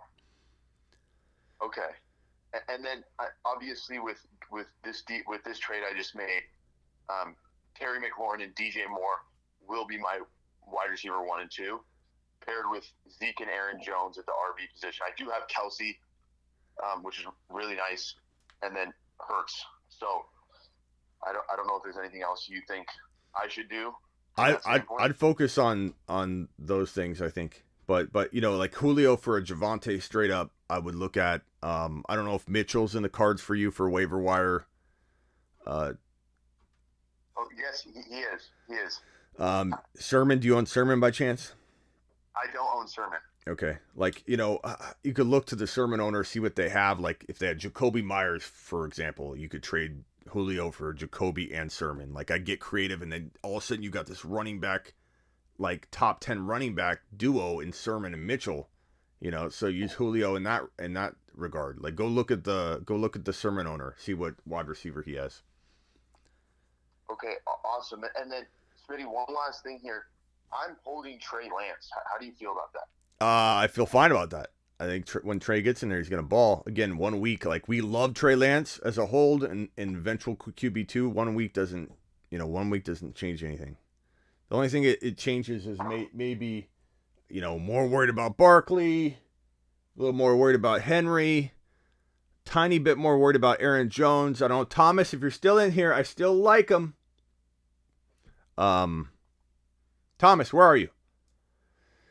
But yeah, I'd work on those things, pal. All right, on a scale of 1 to 10, how was this experience ordering a call at heysmitty.com? It was awesome. I'll give it a 10. A 10. Awesome. Okay. Appreciate that. Okay. Well, Smitty, I'm a loyal listener, so I appreciate you. I appreciate you giving me a call back. Yeah, and don't forget to rewatch if you're not watching live. Definitely, I will. You were on about an hour and a half into the show, so you can fast forward. Okay. Sweet. And when will it be uploaded? It's live right now. You could probably rewind it as we're playing it. So. Oh, awesome. Yeah, it uploads right away. Awesome. Okay. But we're live right now. Tune in. Give us a thumbs up. I will. All right. I will. Later, pal. I'll tune in right now. All right. Later. Order anytime. Okay. Thanks. That was some good content, good questions he had. That wasn't a boring call like, excuse me, Schmitty. Thank you for the call. Who do I start at kicker this week? Or, Schmitty, how much fab dollars do I put on Mitchell? that would have been boring content. But no, he brought some solid material, and we got to debate and cook up a trade. And you also get to see how my phone call works. Like when you call me, that's what we do. We don't just go, "Oh, nice team. I like your team. Now get out there and go get them." It's cooking up stuff, cooking up ideas, cooking up trade talk. And if anybody has a question they want to ask me on Instagram, you can leave me a voice message, and I will go to the voice messages and play them right now. So I will look. Oh, Terry sent a voice message. Terry, I don't know if this was just for me. But send a message if anybody has a message. I won't play that one because I don't know if you just sent that to me. But I will check in a minute. Anybody wants to leave a voicemail and get their question answered. Trade J-Rob for Ayuk and Javonte. So back to this question. Take Ayuk and Javonte. Javonte alone, I feel like, could outperform J-Rob. I think I would take it. I don't know what you guys feel. Chat, let me know what you think. Would you take Javonte and Ayuk, or would you rather have J-Rob? I worry about J-Rob. Thomas is still here. Attaboy, Thomas. 168 people, 108 thumbs up. We're doing good work. Thank you, Terry. I misunderstood your video yesterday. No, you probably took it right, Thomas. I think when you like a player or you own a player and you hear somebody say sell high, your natural reaction is like he doesn't like him. But I probably did a bad job, Thomas, of hammering home the point that just because I like trading a guy does not mean I don't like them. And there are multiple reasons to be worried about him, plain and simple. Like whether all those things come to fruition or not. Let's say he scores all the touchdowns, he stays healthy, and we're not worried about Aaron Rodgers in the offense at all. Then he's gonna ball out. Like I'm not giving him a 0% chance whatsoever. Like I like him. I would say like 30 or 40%, maybe 50% chance everything works out fine and Aaron Jones produces top 6 to 10 running back numbers in 2021, at the end of the year. Like that's still odds that he does it, pal. It's not that I get out of all Aaron Jones shares. I'm just saying when you're looking at a board and you're trying to figure out what players to sell high and what players to buy low, Aaron Jones cracks the list of players to potentially look to sell because I think you can still get a boatload for him. And there is a little bit of room to worry. That's all I'm saying, Thomas. But I could be wrong, Thomas. I loved Marquez Callaway in week 1. There are definitely things I'm going to miss on, pal. Damn, all right, Marquez Callaway. Better prove me right in week 2. Like that boy better get on his horse in week 2. I'm telling you. Trade J-Rob. Oh, I got that one. Mr. Super Chat, Smooth Criminal, I'm sorry, pal. Thank you for reminding me. And Vinny, I hope you did this trade here. Hunt and Hendy for Zeke. I would have done that in a millisecond. Mr. Punch with another Super Chat. All right, Smooth Criminal. Hey, Smitty. Any suggestions? 12-team PPR. Herbert, Diggs, Ridley, Jefferson, Boyd, Demont, Javonte Williams, Sermon and Lat Murray, and Jonnu Smith. All-star in the Week 2 battle between Smooth Criminal and his opponent. Diggs, Ridley, love it. Jefferson, bro, your wide receivers and quarterback are out of this world. Demont, ballin', bro. Javonte Williams, Sermon, absolutely phenomenal. My question to you, Smooth Criminal, because you have the wide receivers, you have the quarterback on point, you got a sneaky good running back 1 in Demont, at least high-end running back 2, but probably a sneaky good low-end running back 1. You have one hole, and that's at your running back 2. But by design, Smooth Criminal, we told you to draft this way, right? This is the punt running back 2 approach, which probably is freaking you out a little bit, but you have one problem and one void to fill and you've got a whole season to work on it. It didn't need to be done in week 1. You didn't need to have all of your problems solved in week 1. Sermon could still climb up. My question for you, pal, is can you get your hands on Mitchell in the fab race? Can you drop like an extreme amount, like maybe the max amount, to get Mitchell? Because if you get Mitchell and you cuff him to Sermon, you very well, my friend, might have your locked and loaded running back 2 solution until Javonte Williams completely rises to the top. And therefore, you don't really have anything that you need to do.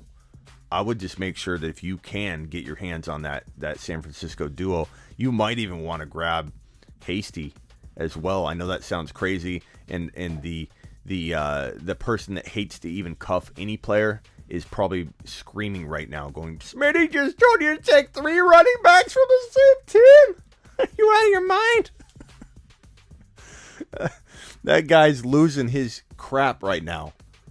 But, bro, it completely protects you. If you get Hasty, Mitchell, and Sermon, you will eventually know, and it might be this week, who to start each week. It could potentially burn you from week to week. I mean, there's that shot.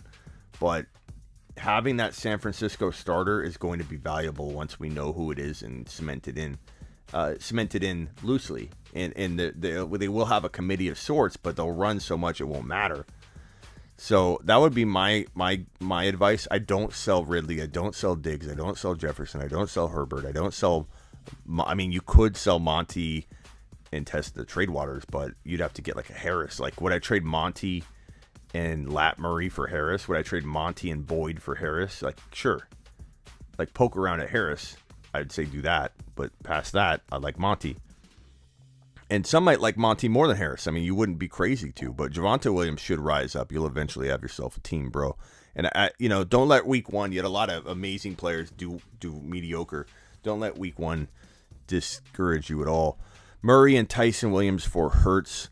Kyler Murray and Tyson Williams for Hurts.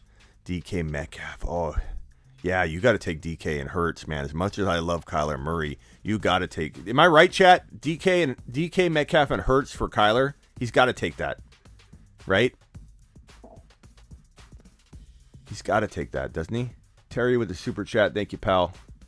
Would I trade Brandon Ayuk and Tyson Williams for CeeDee Lamb? Kells, only if you like winning. This is the same thing that Mello teased us with at the beginning of the show, that he had this kind of juicy trade offer cooked up, and then the guy didn't want to do it. Like, of course you take CeeDee Lamb over Tyson Williams and Brandon Ayuk, pal. Like, take a little mini lap for even asking the question. Take a lap. But then take a big old victory lap, patting yourself on the back by completing one of the best trades you could probably complete in entering week 2, pal. CeeDee Lamb, it's insane. Smooth Criminal, did you answer my question though? Can you drop massive fab dollars and land Mitchell? Can you overdo it and ensure you get him? Because then you're set, man. You know, you're at least in a position to be set. Cream Hunt, Robbie Anderson for Carson. I don't know about that one, pal. That one seems very arguable on both sides. Tyler says Murray and Tyson. Oh, what did everybody say on this? What did everybody say on this?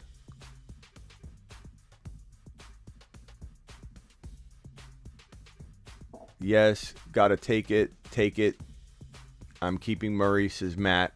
So you got a little bit of a mixed bag, but majority, I think, say take DK. Hurts is gonna ball. So AJ Brown, Beasley for Ridley. Yeah, I'd rather have Ridley. I like AJ Brown a ton, like I said, but I worry a little bit about him.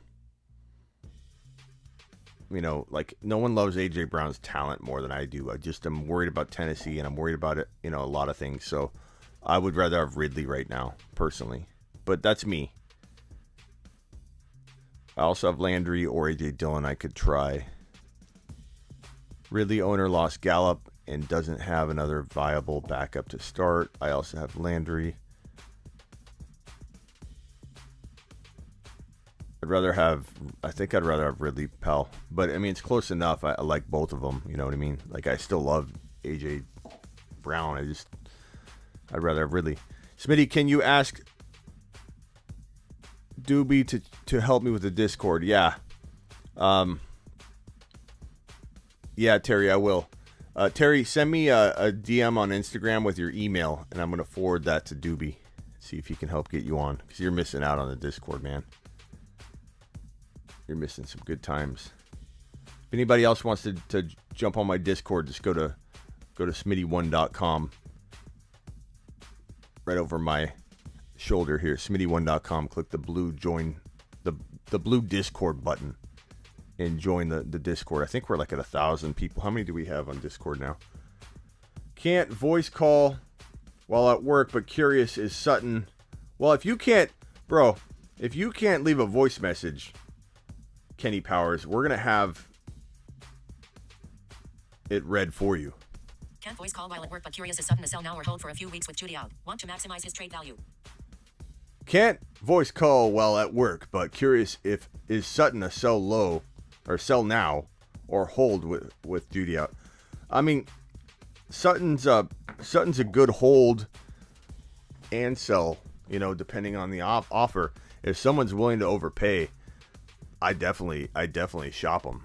You know, like I like Sutton, but he's coming back from a big injury, and I don't know that he looked fully ready all offseason. He did kind of look ready at the end, or potentially on a couple plays, but you know, we saw him cut on it and his ACL, and he looked decent enough to say that he's going to start and play and play a lot of the snaps. But I still think like Hamler. I think this situation is kind of it's you know, it could be only 6 weeks, 7 weeks, so I would sell. You know, like if Judy were out for the year, it'd be a little different. But the fact that it's gonna be 6 to 8 weeks, whatever, I would sell if you can sell high. Like if you can sell Sutton and like Tyson Williams for like a McLaurin, or Sutton and Tyson Williams for Ridley or whatever. Like I definitely explore that. Or Sutton and Carson for Najee Harris, or Sutton and Carson for Zeke. Like 2-for-1s are the answer. You know what I'm saying? Thoughts on Aaron Jones? I talk about that at the beginning of the show, so definitely watch back. AK, I don't want to go over it all again or just bore everybody, but I talk about Aaron Jones quite a bit. D. Adams for Jonathan Taylor and Jamar Chase. D. Adams for Jonathan Taylor and Jamar Chase. You got to take that. You got to take Jonathan Taylor and Jamar Chase, I think. Jamar Chase looked really good. Jonathan Taylor is like top, I don't know, you could put him in the 11 to 15 range, right? I think, chat, what would you do? Adams for Taylor and Chase. I think I'm right? You take the two players, right? Drop it in the chat below. Make it rain for problem. Overcome. Lat Murray taking over the Baltimore ACL terrors. Maybe. He could. Lat Murray's a pretty good ad. Tough to say. You know, I don't know that I trust the Ravens backfield in general, but Lat Murray should, I suppose, be grabbed. Someone picked up Mitchell before the game.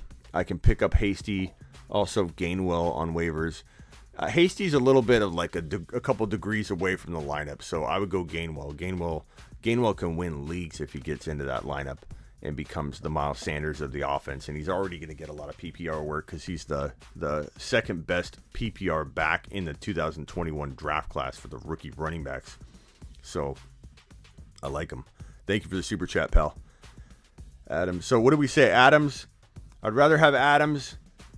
Taylor Chase side. Yep. Keep Adams. Taylor Chase side. Wow.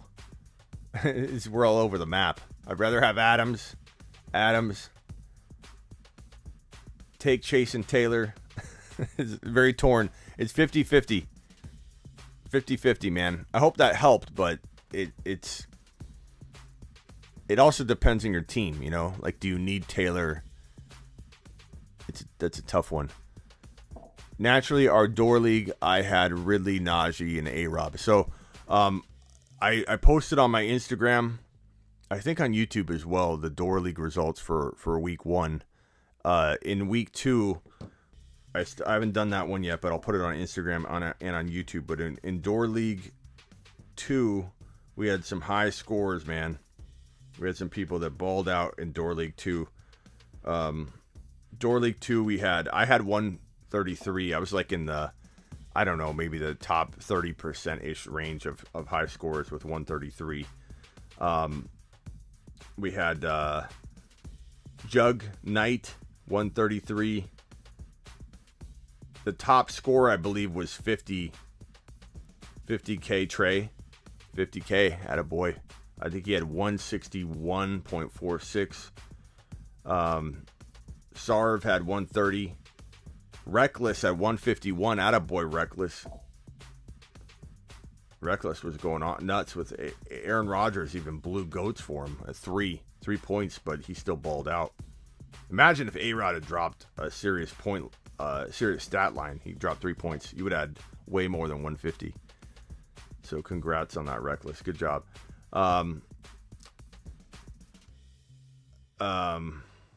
Team. I don't even know how to say your name, bro. The EGA4BSTN 156. You were one of the top teams. Fantasy Dinosaur 157. Attaboy. Cold Combo 145. Team HOUGHJ13 135. So those are some of the top teams for Door League 2 for week 1. Thank you, Terry.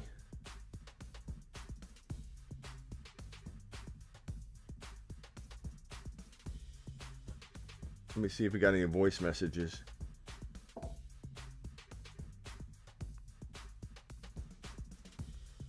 Hey, Smitty, this is Tyler.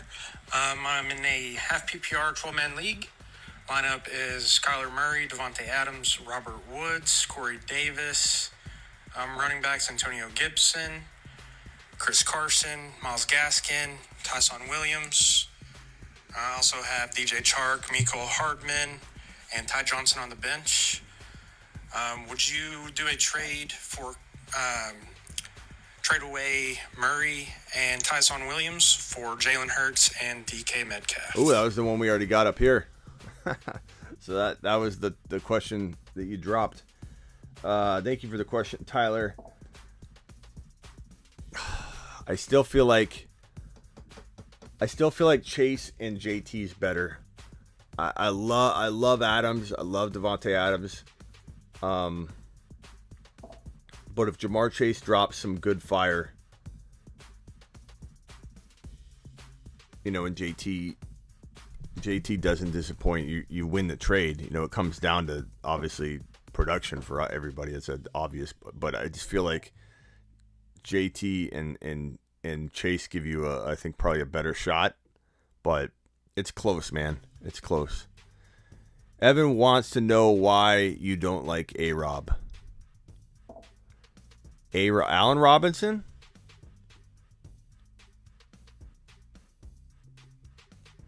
Thank you, Mr. Punch. I don't not like Allen Robinson, and I admit I rank him lower than I should every year. So maybe that's a true statement that I disrespect him. But I admit that. I admit disrespecting A-Rob. I admit there's a couple guys I feel like I don't give enough credit, like Corey Davis. I don't give Corey Davis enough credit either. Corey, I'm sorry. A-Rob, I'm sorry. I guess why I worry about A-Rob is the transition. Once, and I think I explained it in my buy low, sell high video, I feel like I do a pretty good job of trying to stave off like the negative, not that this is a negative comment, but the questions. Like when you do what I do, you try your best to like over explain so you don't have to waste your time like answering a question is probably going to come. So when I say I would trade away A-Rob, Allen Robinson, here's why. But let me preface what I'm saying, because I still like him, and I would, once Fields is in there, I'm going to move him into the green territory instead of being a a low confidence level could become a high confidence level. Like I said that in the video. And I knew I'd still get questions. I knew it. I knew people would still be like, why don't you like A-Rob? I'm like, well, it's in the video. In the video I say, look, Dalton, quarterback transition, when's it going to happen? Will it be smooth? Nagy, do we trust Nagy yet? Play calling, Nagy does the play calling now. I don't know. I mean, there's a lot of reasons why I worry about it, but I do make it abundantly clear that that's the reason, and that if Fields gets in there, I think it changes everything, the landscape. You know, hopefully it doesn't change Monty. Hopefully it makes Monty better, amplifies Monty's talent and ability. But that's why. That's why, pal. Let's go to fantasy football court. We only got a little bit of time left, so It's time for fantasy football. Court.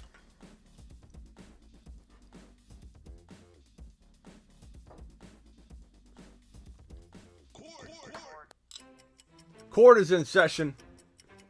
The Honorable Smitty McGritty Smitherson is residing, and I demand you ask some good questions today in my courtroom, or we'll have some people in contempt. Mr. Punch starting off with a super chat. In Florida for the week. Catch you guys week 2. Attaboy, Mr. Punch. Thank you for all the super chats today, Mr. Punch. Appreciate you. Lombardo, JT and Chase equal 62, and that's redraft values. Adam's side 43. Smitty's trade calculator says to put it into perspective. That's true. You also have to be a little bit cognizant of who you would put in as the second player. Like if you have if you're replacing on the Adams side, who's starting, and then you kind of get a good idea of what your lineup will look like. So the trade calculator says do it, but you got to be careful of who would you put in your lineup. Does your lineup go up? But good stuff. Super chat, Smitty. Okay, thank you. How did I miss this one? Austin, thank you. Problem, Mr. Punch. Okay, I think I'm caught up. Austin, Swift and Jamar for Diggs.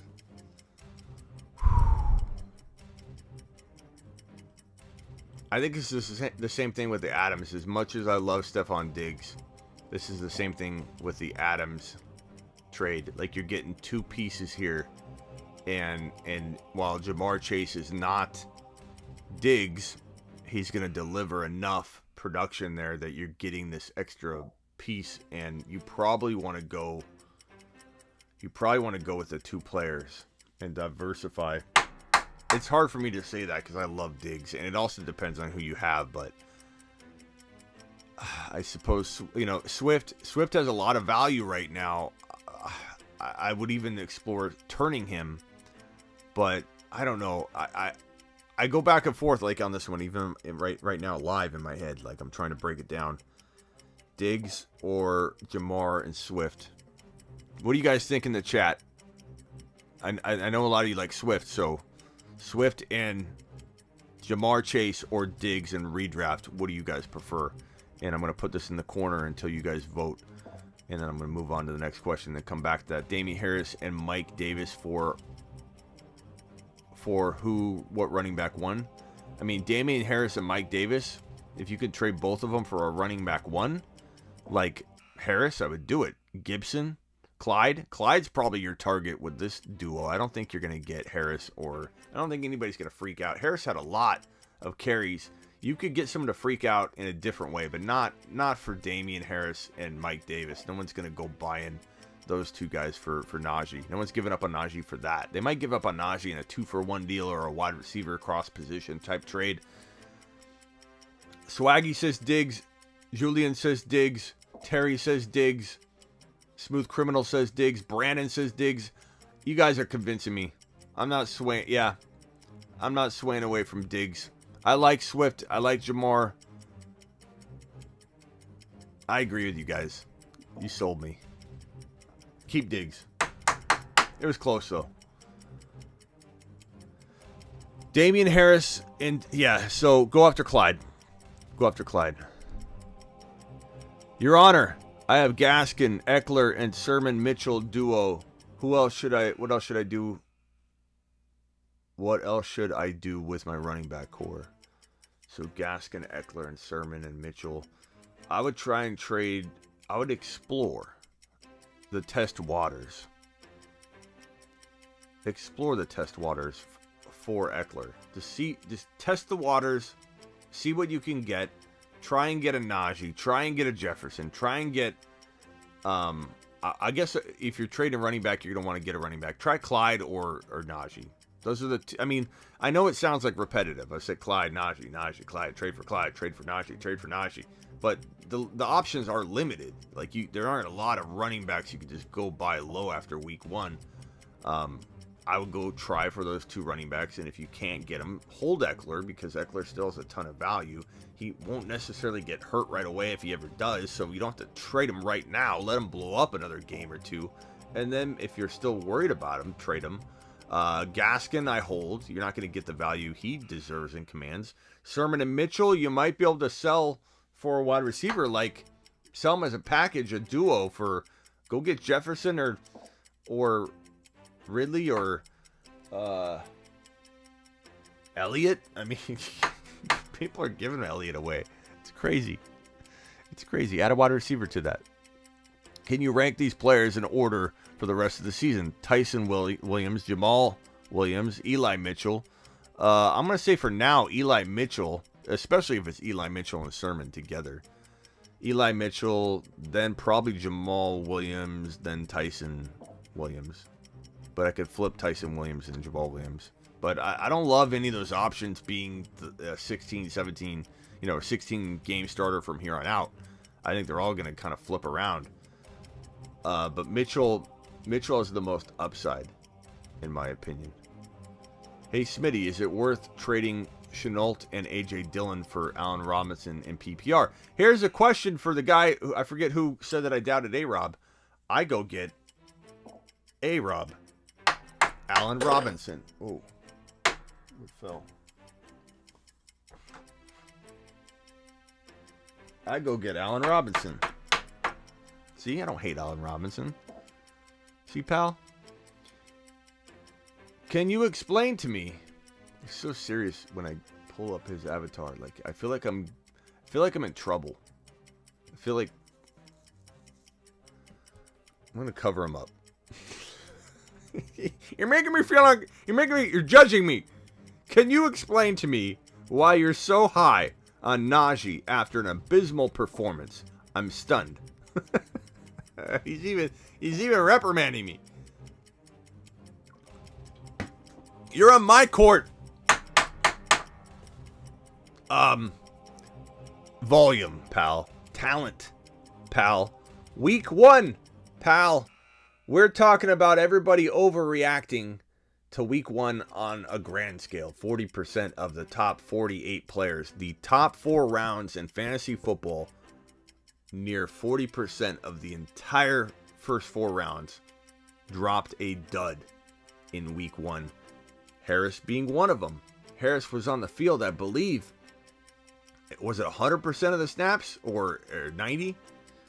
Anybody know the stat on that? I think it might have been 100. It was at least 90.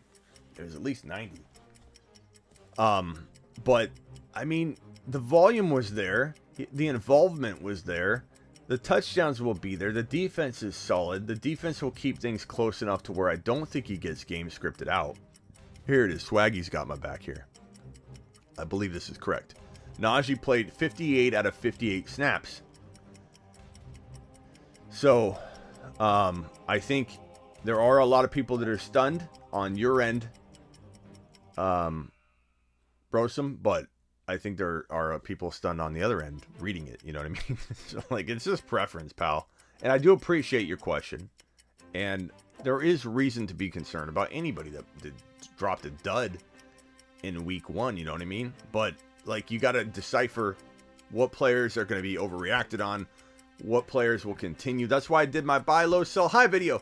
And Brosum, I like the name, Brosum. It's like, Brosum Nader. The Brosinator. Go check out my buy low, sell high video. I don't know if you've seen it yet. But Broski, I talk about why in pretty good detail. And that should help you. If you watch that and you still don't know my point, maybe I did a bad job explaining it. But I feel like the upside is massive.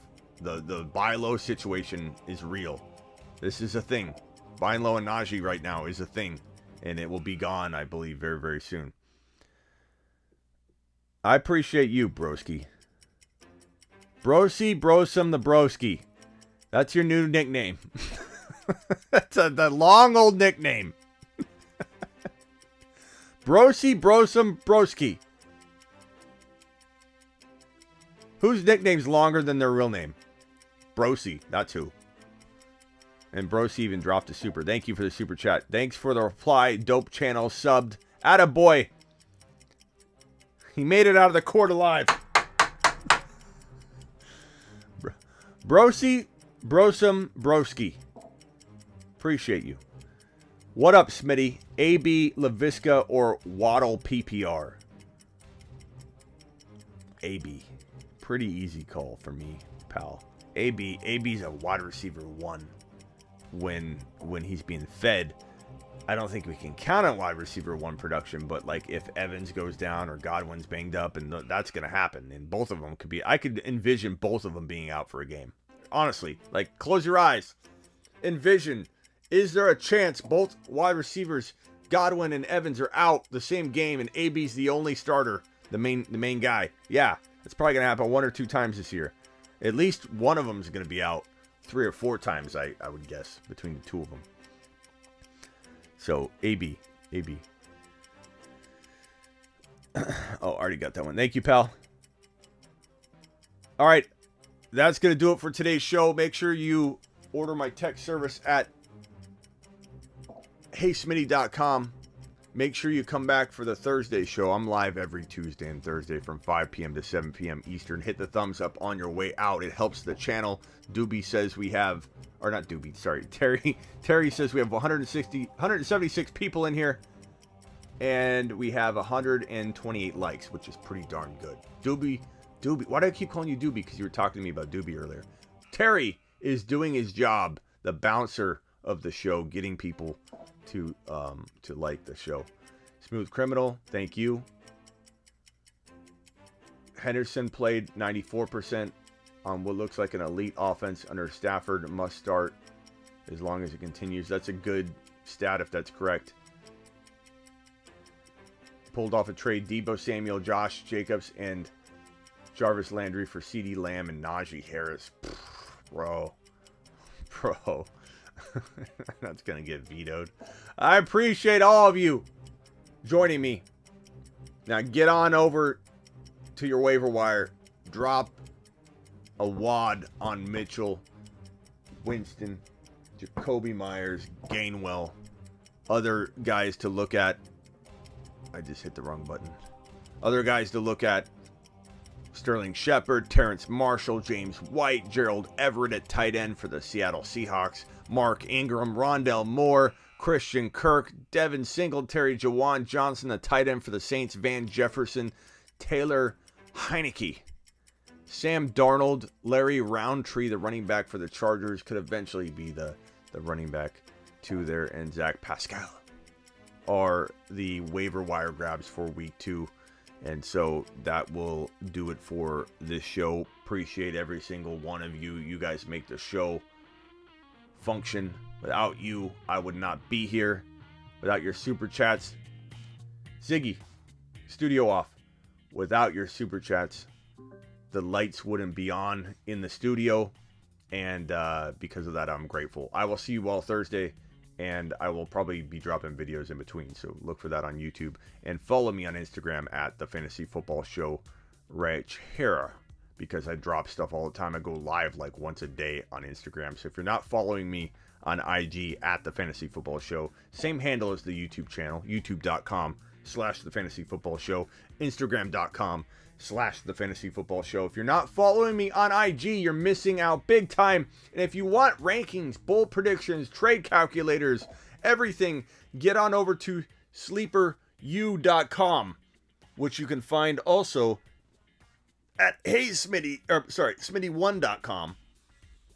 And all my content's at Smitty1.com. My links to my podcast, the YouTube link to the channel, the sleeperu.com links, the promos I'm doing, the merch button, the Discord link, everything can be found at Smitty1.com. Ziggy, Studio One. It's a little dark in here. Appreciate everybody.